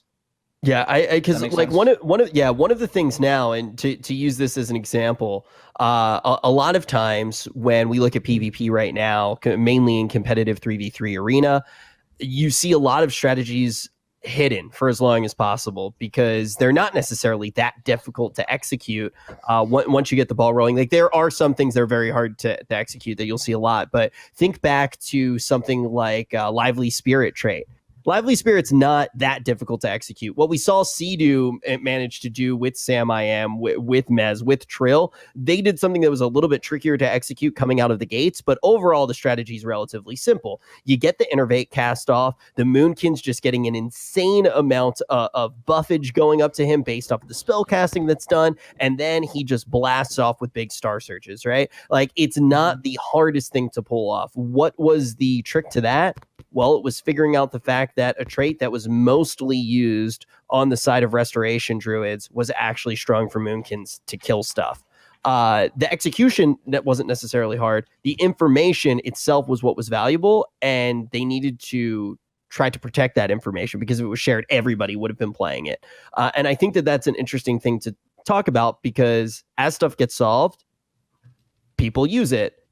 Yeah. Is the stuff in Classic solved? Will people already know how to be Swifty? Well, how to have a one-shot macro? An argument would be, right, like the information out there, because Peekaboo streams his rank 1 gameplay and he's the #1 rogue in the world, isn't the information out there to also be as good as him? Why are there no rogues as good as him? Why are there only a handful of rogues as good as him? And that's pretty much what I was asking. Like with the toolkit and with how long it's been out, do you think more people like if and this is like actually a question that's putting you on the spot. You don't have to answer it if you want to. But if you had time, like if you had all the time in the world and you had all of the VOD of Peekaboo and you could watch it and you could train, do you think that you could play like Peekaboo does? Like if you had a shitload of time to try to catch up and Peekaboo got frozen, right? Like he got frozen into space. And I was like 17, 18, yeah. At 25 now. Yeah, like there is a level of like has your muscle memory or your ability to form muscle memory. I mean, even now, I think so. Like, there's really not like retail arena now isn't what it used to be in WoD or even Legion. I think the skill gap is like shortening, and the skill cap or skill ceiling is also going down. So I think it'd be possible, but that's just the main question is with knowing what to do and how to become better, could you become as good as someone else? Yes and no. There's talent involved. There's how much time you need to put in involved. And that all goes back to your question about vanilla. Like there's still going to be Swifties. There's still going to be crazy lane times or Vertneys or, like sick players. No. Lane time. They die. Lane time was sick. Yeah, I think that's kind of, in a way, that's kind of how I feel. Like, there are going to be a lot of good players and there's a lot of information out there, but like at the end of the day, like you got to do it yourself. Like you got to do it yourself. You got to get the reps. You got to know what you're doing. Like watching a YouTube video and seeing a guide on how to kill a boss or how to do something with your class is not enough. Like it might help and it might tell you what to do, but you got to learn how to do it. You got to press the buttons at the end of the day. Yeah. So I think like, to answer the Peekaboo question, if I knew everything about that and, could I learn to do it? Well, I'll tell you what, there's a reason I play a vanilla rep paladin, so no. yeah. Absolutely not. No, I'm joking, but no. Yeah, but no, like I know that I couldn't, right? Because different people, like there's a skill cap there. There's like a mechanical skill cap. Like he's incredibly talented, and I think there's just players like that. I'm really good at ret, and I have an affinity for ret, and I know how to play my class. And it's that's just how I feel. Like different people are good at different things. And I don't think it's ever been the case, right? We've all sat and watched Method work out Jaina step by step by step by step, and yet only still, how long ago was that? And only 400 guilds have still managed to do it. The information is great. Here's the difference. It's never going to be enough. I've seen Usain Bolt sprint really, really quick. Can I sprint that fast? No. I can't. Have you tried? Have you tried, sir? That's a good point. I have not tried. So here's the reason that at the tail end of that question, I said, and Peekaboo stops playing, right? Like he's frozen, locked into that spot. The thing that's always happened is changes are introduced and those players adapt to them the quickest, find the new strategies. Like these guys at the top, like you look at the top rogues, like you think about Waz and you think about Peekaboo, like they're able to adapt to all of the new changes and then rewrite what it means to be the best rogue, and then people get that information and then they get their attempts in, and it takes a lot of time. With a toolkit that's frozen into time with classic WoW, was the absolute of the echelon of play, was the absolute best of the best unlocked? And if it was, could people achieve it? Are you saying back then was it unlocked? Well, now even with all of the time that so people hard to played on say. private servers, It's hard. Yeah, it's hard to say. Well, and here's the thing, like this is the big thing with private servers, and like Nano from the Nostalrius team is a good friend of mine, and like he said multiple times, like he's like, yeah, like probably about half of the information that we have on private servers is data mined, and the other half is like, you know, research and guesswork, and you know, you go look at old Thoughtbot comments on your Wayback Machine and all this stuff, and you're literally looking at people. They're coding the game based on comments that people have left on like Thoughtbot and Alakazam and forums, and you have to hope that what they're saying in the first place is right. You know what I mean? So it's so hard. You're looking at videos. YouTube wasn't nearly as mainstream as it is now. So you're looking at like videos of like half a P. It's not even 480. It's half a P. You can't even see anything. It looks like somebody filmed it with a potato. I've seen half a P before, Yeah. So like you're trying to decipher what's going on and reverse engineer these servers. So yeah, there's a lot of stuff that you know, but then there's a lot of stuff that's up for discussion still. So at the end of the day, whenever they come out with Classic, like that's going to be what it is. And you know, outside of the whole concept of like, well, you don't know every single player and there's no like hard ranking system or anything like that in vanilla, but just outside of all that, like it's so hard to tell like what we know on private servers is right and wrong. Like some things we know, like I said, but just like the little like nitty gritty like little stuff, back end type stuff. That's so cool. That like, let's go back and like see what did the players figure out back then and try and figure out exactly how that fits into this picture, because we're just missing these pieces, right? And it's so cool that they used like what the fans generated at the time to piece it together now, like so many years later, to try and picture that together. That's so cool to know that that's how they did it. Yeah, I think it's such an interesting thing to explore as well when you try to figure out, with the amount of time that people have played Classic, has anyone actually achieved what it means to be the very best, or is that no one ever was? I was actually going to keep going with the lyrics sneakily. Please, I ruined it, dude. I'm so sorry. I'm so sorry. I set that up for myself to spike, and you just punched me in the face. You just got dunked on, Rich. I was thinking about it for like 20 minutes. I was ready to go. My bad, dude. But it is just like the amount of time that people did spend even competing on. Okay, Sonii, when was the first MLGs? Because you were there. Was that Wrath? Was that when the MLGs were? First MLGs were Burning Crusade.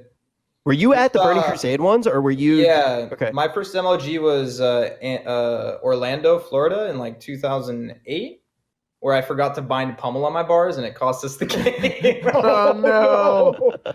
Did you write a blog on World of Ming about it?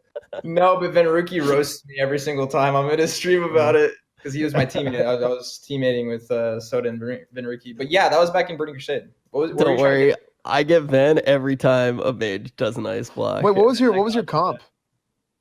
We played Warrior Mage Druid, and then we had Happy Mini as our fourth. So and Soda healed? Yeah, and Soda healed, yeah. Okay. And before that, before Ven and I could make it to a tournament with him, he played Double Rogue Druid, and that was nuts. Double Rogue Druid was crazy. It's so fun to actually like talk to everybody who's PvP at or this. MDI? PvP, yeah.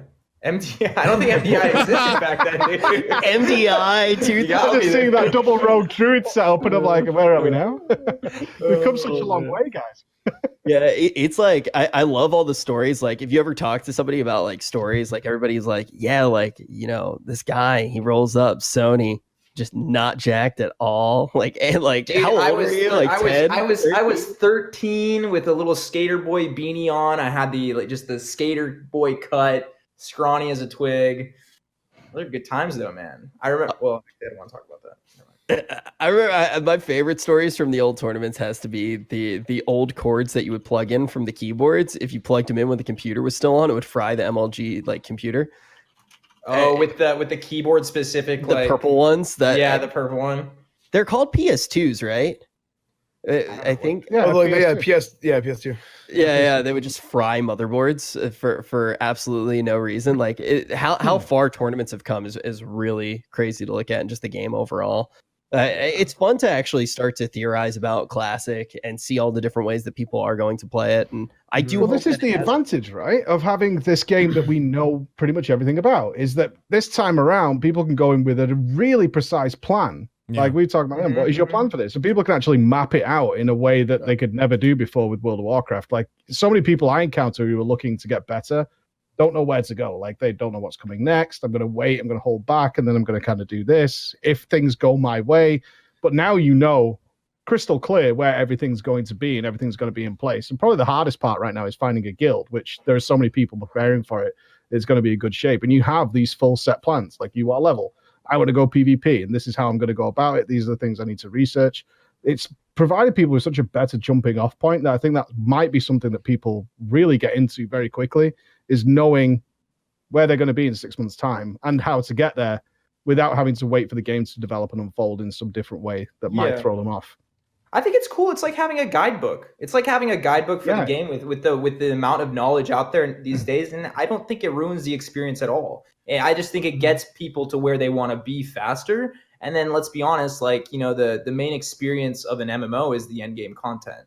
So whatever's going to help you get through that leveling process, at least like not easier or faster, but just more like conveniently. So it's not like you're not just dead all the time, because like trying to level a warrior solo, dude, that is like the worst experience ever. And if you can have like anything help you along that, you know, way, then I think I'm all for it. So that's what I did on the PTR test or whatever the demo. I was like, warrior. Well, that's what I did in Classic. That was what I ended up playing for like the next 8 years. Like I love that class.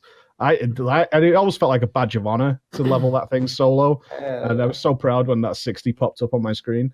And it's just like straight back into it. I was like, God, this is horrible. But I still want to do it. Like there's a temptation to it because I still want to do it because I know how horrible it is. And then you run into an elemental, you try and rend it, and you're like, okay, this is actual RPG mechanics now. These don't right. No. Or getting like 4 misses in a row. You get like 2 dodges, 3 misses. All of a sudden you're dead. The monster's like, I need rage, bro. Come on. You're dead, dude. Please. But that is the parts that even though I'm not personally like overly excited for it, and I've always supported it, but not somebody who's like flying the flag for it by any means. When I did play the demo, there was so many elements that I was like, I love this stuff. Like just going out on an adventure, like returning to town is a big deal. Like now, if my whistle's not off cooldown, I'm angry. Like I have to walk. Seriously? Right? But it's something funny. Go ahead. I have being in the demo and being like, okay, I have to go out to a cave in Westfall, which is on the shore. I'm going to be out there for like an hour grinding on terrible mobs with my auto attack. So I need to make sure I've got food. I need to make sure I've got bandages ready. I need to make sure my bags are empty because I have no convenient way of dealing with this. I need to plan my course because obviously, you know, it's not marked. It's like it's over on the coast somewhere. And then you did feel like you were going out on an adventure.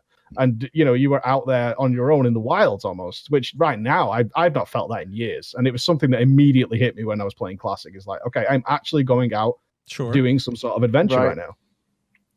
So just a quick question about retail. When did they put the whistle in the game?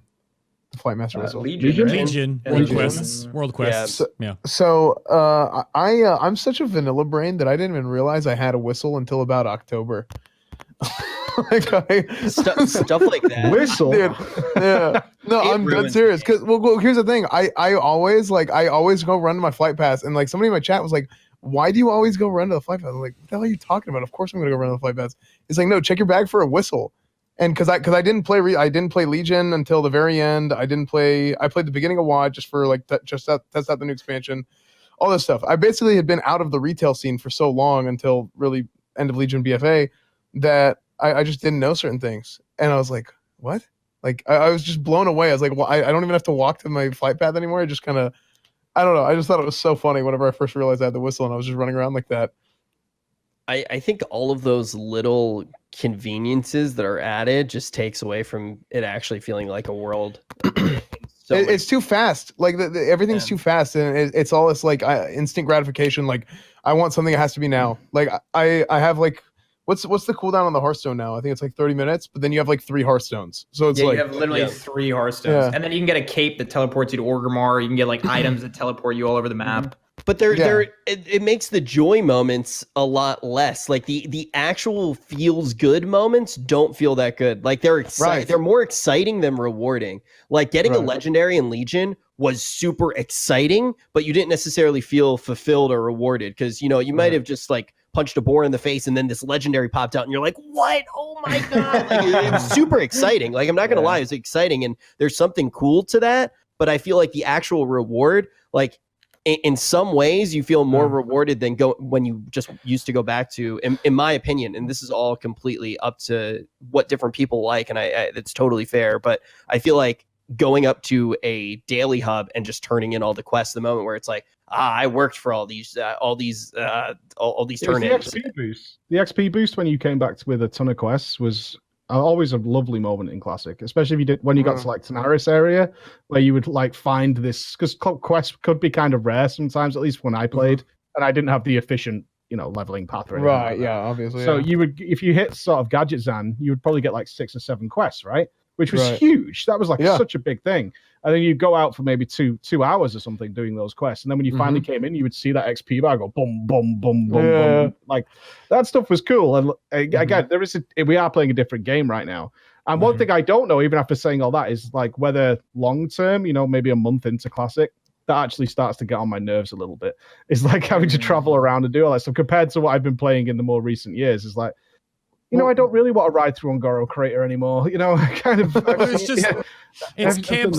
It's camps of people and it's players, and it's how the gaming scene has grown over time. It's how people grow over time, and how your interests change, and what time you want to spend on this, that, or the other. And there will be people that want that. They want that slow, methodical play, right? And you can see that in other parts of just the gaming atmosphere with how other games have changed over years, and how this one is, this types of battle royale, or this type of BR, or this type of BR, and they all evolve and change over time, just like the same thing with MMOs. And that's the big thing that I harken back to my original comment on this, is that they're just different versions of sort of this same ecosystem, and you can like this one or like that one. There's nothing wrong with liking both or neither, or it's just different games, different play styles. It depends what's going on in the world as well. Like people always ask, why did I start raiding? Because I've been into raiding since Classic, and there was 2 things really. One was seeing somebody wearing epic gear in Orgrimmar. When I saw somebody I think it was a mage as well, wearing the terrible, I want to say it was called the Arcanist set.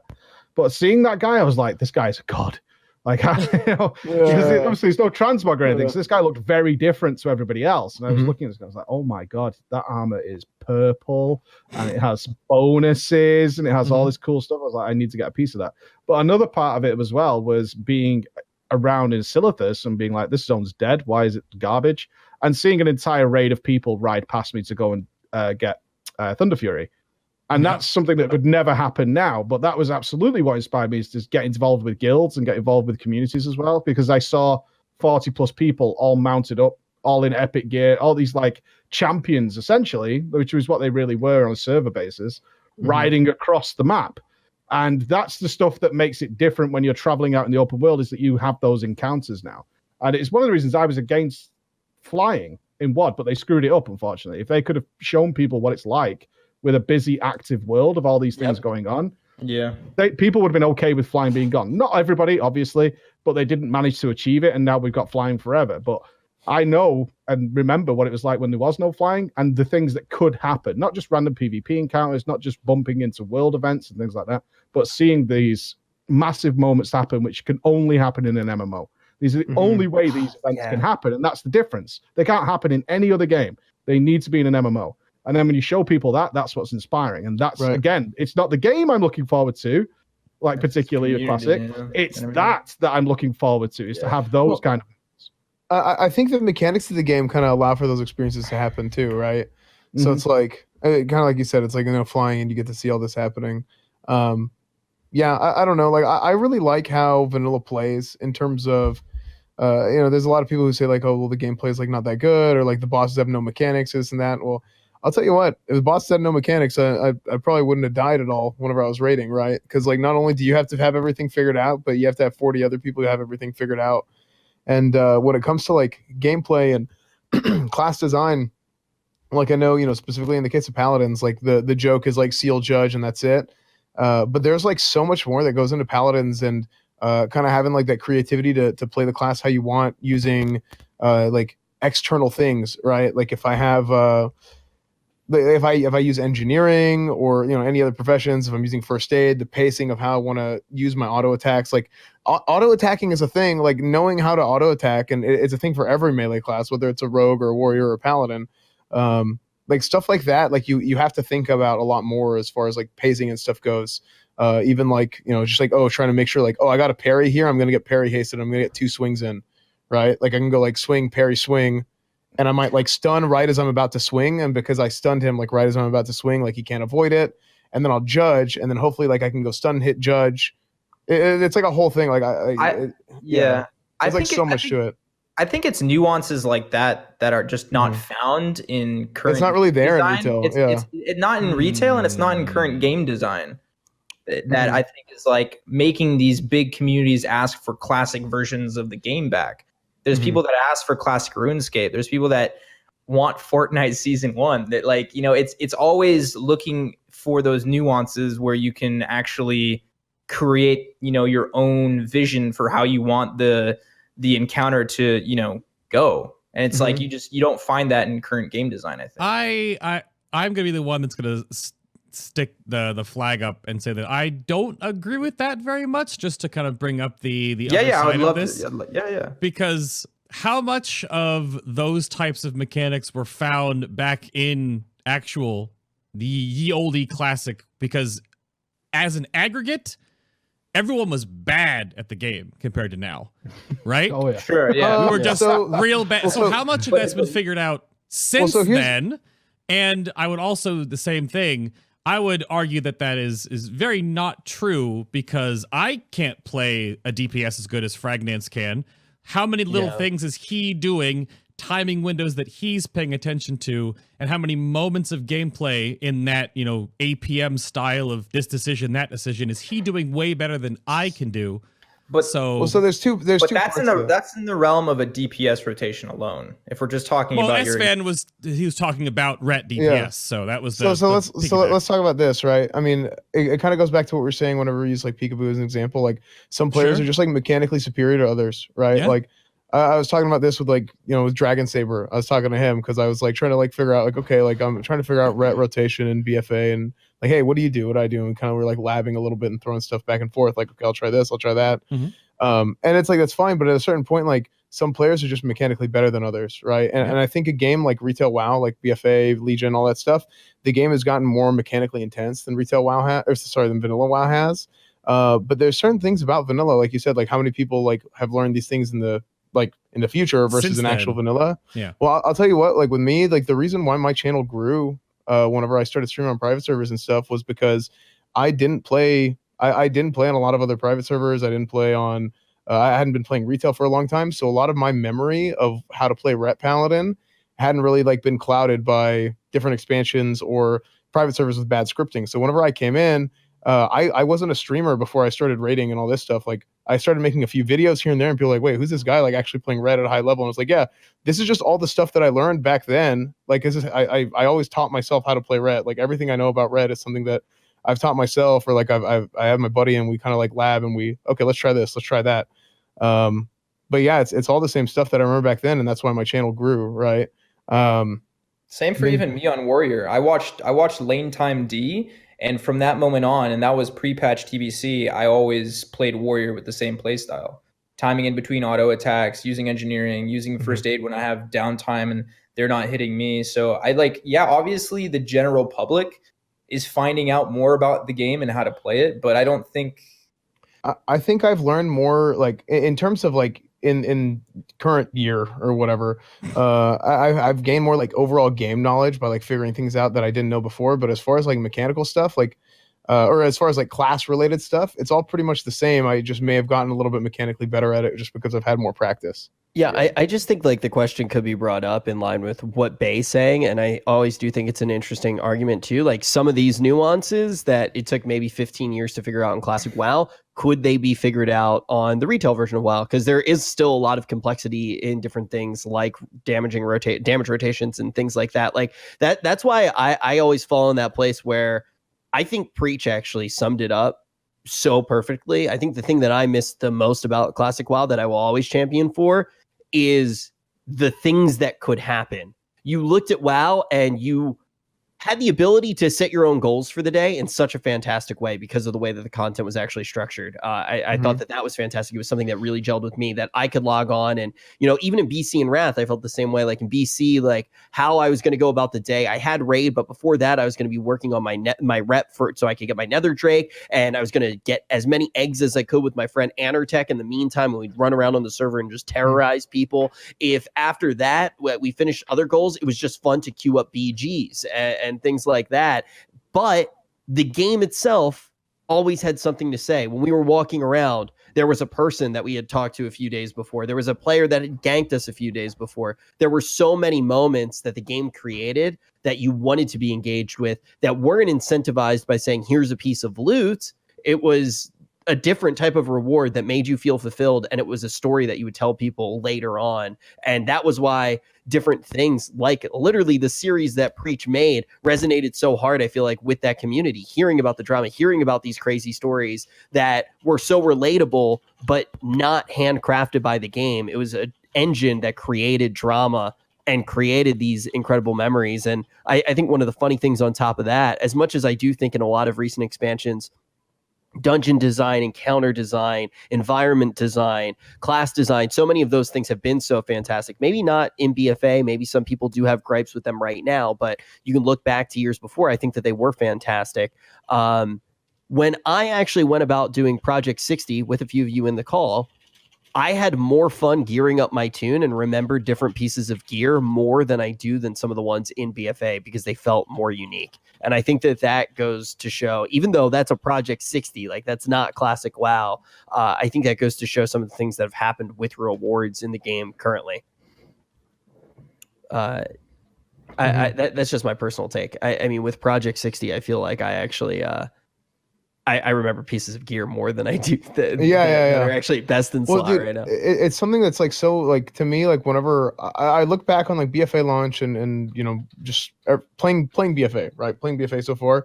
And there's very few items that come to mind, right? Like I remember Mythic Talok hammer, right? Like it's just, I don't even remember the name of it. I just remember the hammer that drops off Mythic Talok. And then like some of the trinkets and stuff like that. But whenever I think of Classic, like everything else seems so much more like impactful, like piece by piece, each gear was a lot more each piece of gear was a lot more impactful, and you had items with like equip effects or on use effects, crazy stuff. I mean, really, people talk about the legendary system in Legion being good, right? The legendary system in Legion, like I hear people talking about how it was actually good. Who, Mike? Yeah. Hey, where are they? Bring them here now. Well, I don't want to put words in people's mouth, but people say like people say that it was like there were things about the legendary system that was good, right? Like they had on use effect, like items with on use effects and cool stuff like that, right?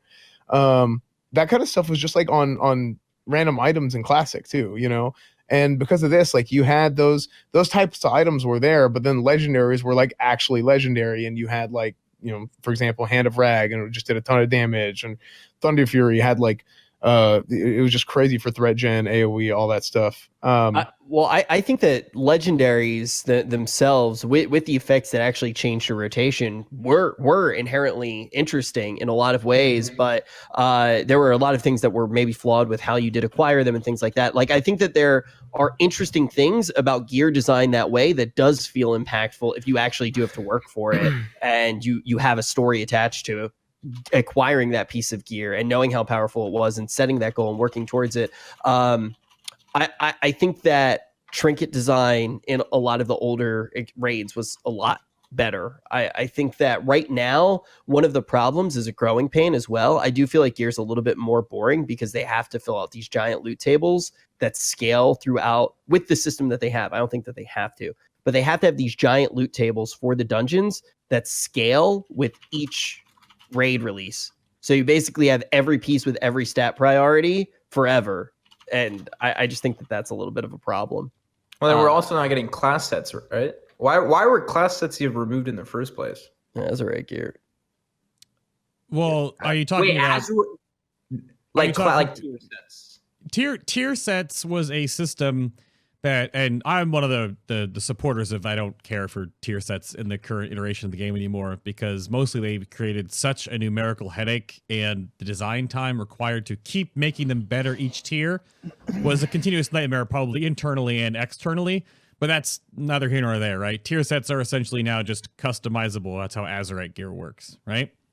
But that's the one part about this whole thing that's weird to me about the customization. And this is where we'll agree to disagree, right? The Legion Legendary drop system, for example, Blizzard was trying to recapture that feeling of getting... Wait. Do you think Azerite... do you like Azerite armor? Not necessarily, no.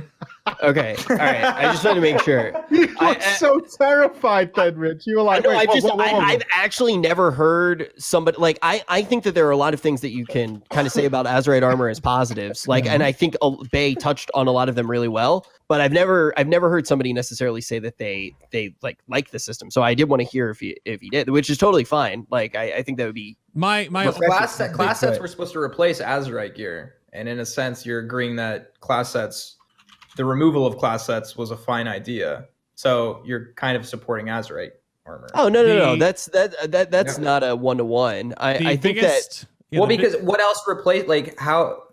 I'm confused. Well, no, Bay's right. Yeah. Like there were problems with the current iterations of class sets. Go ahead. No, the biggest problem with Azerite gear is what Mike and I have talked about before, is that Blizzard went. And this was the same. Don't throw me in here. I don't like Azerite. I know we both don't. The same thing I was going to say with the drop system with legendaries, and Blizzard always seems to go too far. And I think a lot of the small pieces that you guys get at with your admiration and your love for Classic is that a lot of things, because there were less of them, were way more impactful. And I agree. Right? They were still world drop legendaries and world drop components or raid drop components that were a random drop to get the Hammer of Rag or to get the Thunder Fury, right? But those were still farmable in a way. So you can compare that to the same thing you were doing with Legion legendaries. And that's what Blizzard was trying to recapture. That was their goal. But again, with both Azerite traits, with the Azerite system, and with the Legion legendaries last expansion, they just made like 40% too many. And that's the problem. There are hundreds of Azerite traits where there should have been like a few dozen, right? There were dozens of legendaries. There probably should have been like 5 or 6, because there are certain legendaries in Classic that affect the game just as much as things did in Legion, but there were just so many more in Legion than there were in Classic. But like getting an Iron Foe, you can farm the hell out of an Iron Foe in Classic. But that's a huge difference in a weapon compared to a regular weapon from the raid. Yeah. But that's just, you have to farm for it the same way you had to farm for something else. So these systems are parallel. It's just that Blizzard's ideology of how they've designed things over the years, they always seem to just have too much of something, which I think is also the reason why in one of the recent interviews they came out and said there probably is too many ways to get loot in the game right now. So it's just they slap in the face of a casual player. Wow. Well, Nobble's not here right now, Mike. All right, we can do that. Nobble's not even casual anymore. He's gone hard. I do want to say though, like I think that there are more problems with Azerite than just that. But just to kind of touch on what Bay was actually saying about the problems that's trying to attack, because I know Mike was starting to talk, or Sonii was starting to talk about that.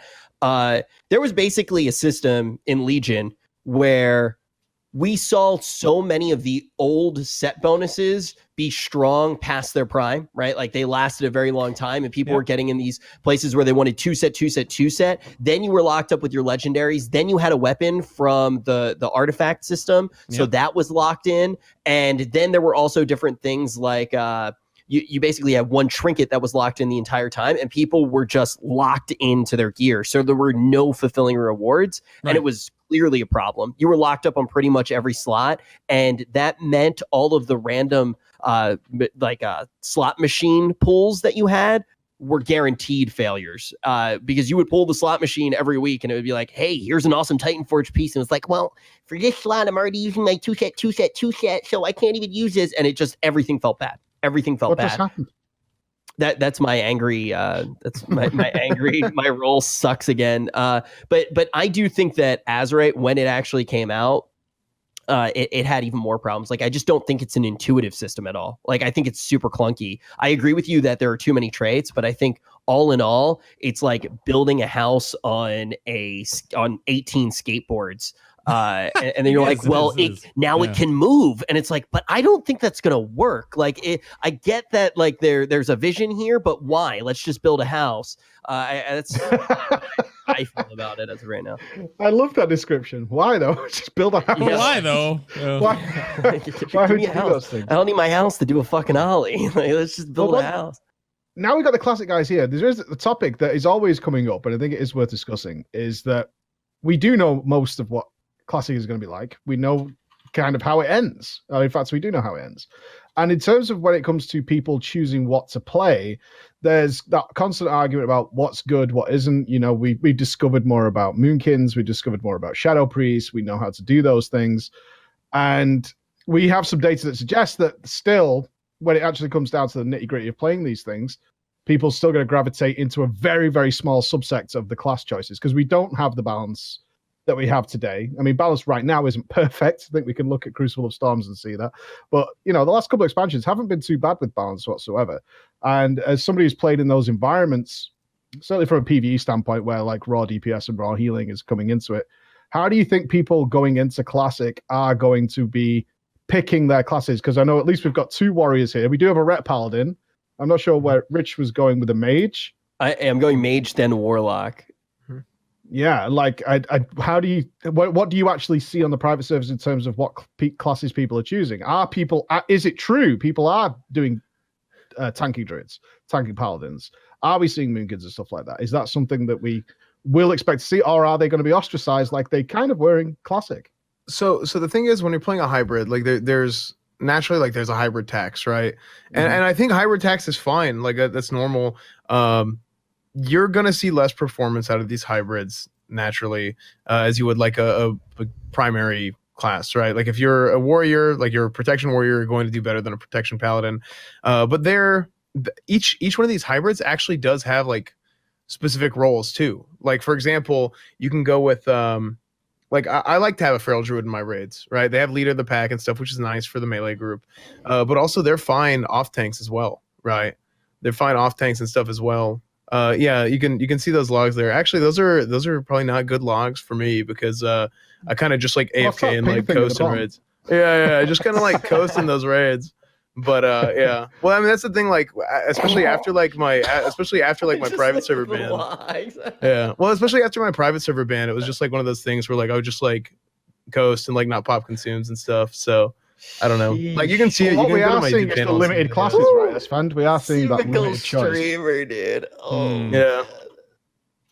Oh man, this log. I mean, from what we can tell, we were browsing some logs in the background there. This seems like a pretty atypical, but it has to be clear. This is you gotta keep in mind. Yeah, this is. Well, you gotta keep in mind. This is like the 0.01%. Like, these are like the best players that are left on Lightbringer. So I don't know. Like, it's like one of those things. Like, whenever it was that, like, I just kind of like go and like coast on those. Like, I would just like go and like hang out and nax and like do whatever. Like, I wouldn't be going like full consumes and whatnot.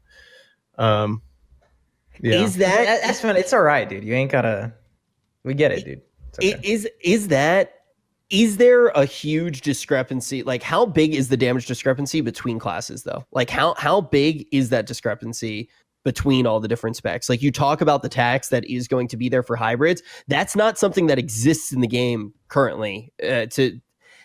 Does it? I think some people may argue that it does, but like, look at Elemental Shamans right now. Look at Shadow Priests, right? They're hybrids, but they really don't have hybrid utility the way that they used to. They're a DPS spec. How heavy is a hybrid tax? How far in front of the pack is a warrior going to be? What's the definition of tax in this context?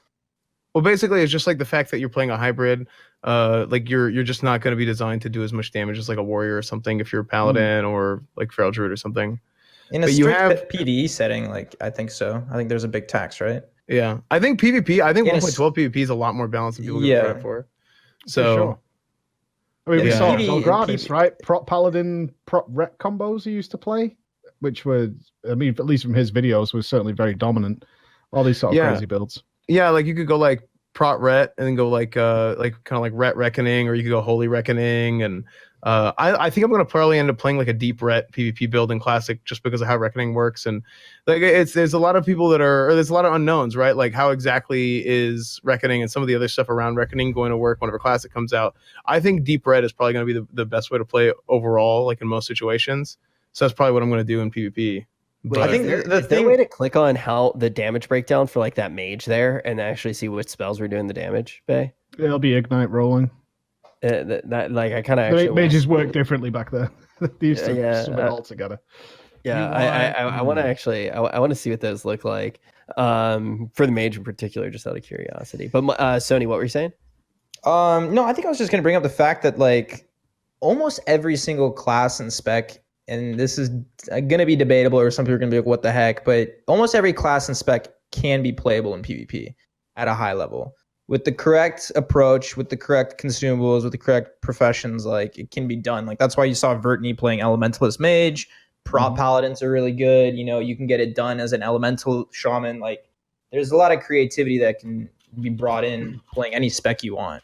So, but I mean, yeah, in the realm of PvE, I think it's pretty set in stone that warriors are just like actually at the top with Fury, rogues, mages, and warlocks maybe. Yeah, I think.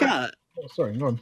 I was just going to say really quickly, Asmongold says it all the time, and I do think that it's something that's important to think about. With Classic, like if you basically played everything that you wanted to play in a raid with how the raids are designed and the knowledge that people have now, you could get it down with anything, right? Oh, Like, yeah. like you could go into these raids with pretty much any raid composition and be able to get it down if you do the mechanics right. Yeah, unless you're racing for like world first and you want to clear MC really fast, just you can go in there with whatever your guild has, with whatever your friends have in dungeons or in raids or in PvP. Like there's a lot more diversity and options in Classic than there are in retail, in my opinion. I actually think in retail everything's for the most part, like in like Legion and things like that, we saw classes being like super close to each other in a lot of ways. Yeah, in Legion. Well, so I mean, I'm not super well versed on BFA yet, but I mean, I did play the first few months of BFA, and then I just came back recently. And warriors in our toolkit in PvP as arms is just like, it's so bland. There's no class uniqueness there at all, or depth. I would say that BFA had a lot of moments where a lot of the classes did feel really well balanced, but right now is a time in particular where with Crucible of the Storms, there's just so like we're seeing so much usage of Shadow Priest, so much usage of Warlocks because of how the fight's designed. So it's definitely not one of those times that you do bring that up as at much a good as time to bring up balance. I think one of the other things though is there's been a push in homogenization, basically the idea that all classes should be able to do everything and play every aspect of the game at a relatively similar level, where back in the day when Esfand's talking about different things like a hybrid tax existing, it was like, okay, paladins have this specific role. Do they need to be able to do the same damage? You can see now with somebody who's been playing the class for a very long time can still be competitive even with DPS. Mm-hmm. Yeah, I mean, we're actually looking like you can see that Ret Paladin, like on this log here, is as on your Ret, you managed to get number 10 there. What fight was over that? Warriors and Warlocks. Thaddeus? This is the Thaddeus log. Thaddeus? Yeah. Yeah. Yeah. So good. I mean, there is a mix there, and my point wasn't really to look at these like a raw number aspects, more the class diversity, and to see, because a big argument I've seen come in, certainly when I've talked, because obviously when people come into the stream and they ask me about Classic, I tell them, like, I played with somebody who tried to tank on his druid, and it was as his healer, it was a joke. Like, I was like, get out of my raid. Like, it's annoying to actually heal with you. But, you know, he wanted this opportunity. The guild gave him a try. I was like, this is just not working for me. And I'm the healing officer. Like, I'm telling you, you're just a sponge. And it's irritating. And what we don't want to happen, because we're going with the no changes thing.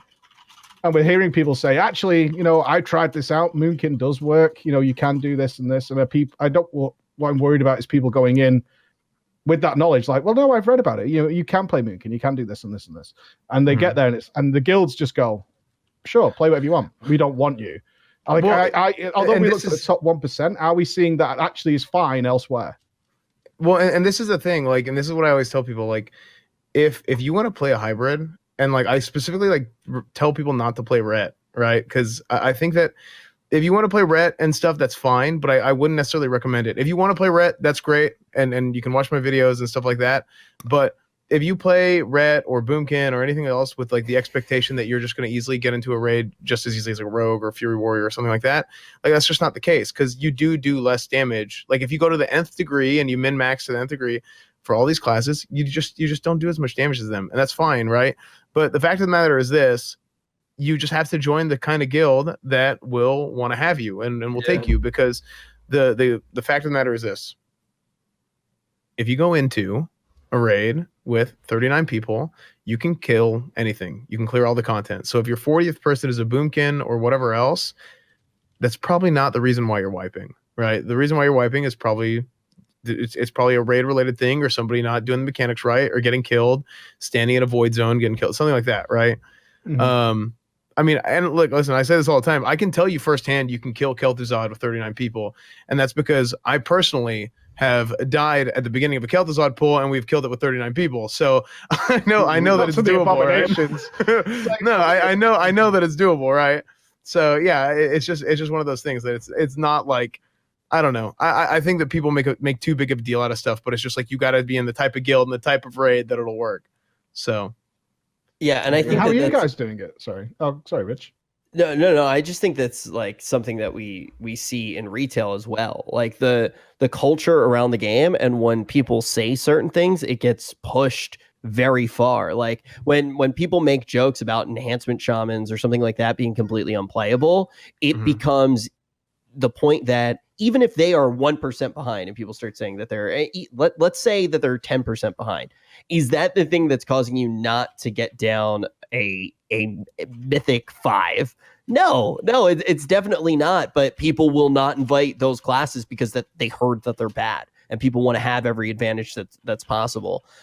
People don't want to invite people to their +5 unless they've already down to +20, because they think that person's not worthy to play with them in their fantastic key. And I think that that's an important thing to note, is people are going to be people no matter what the game is in front of them.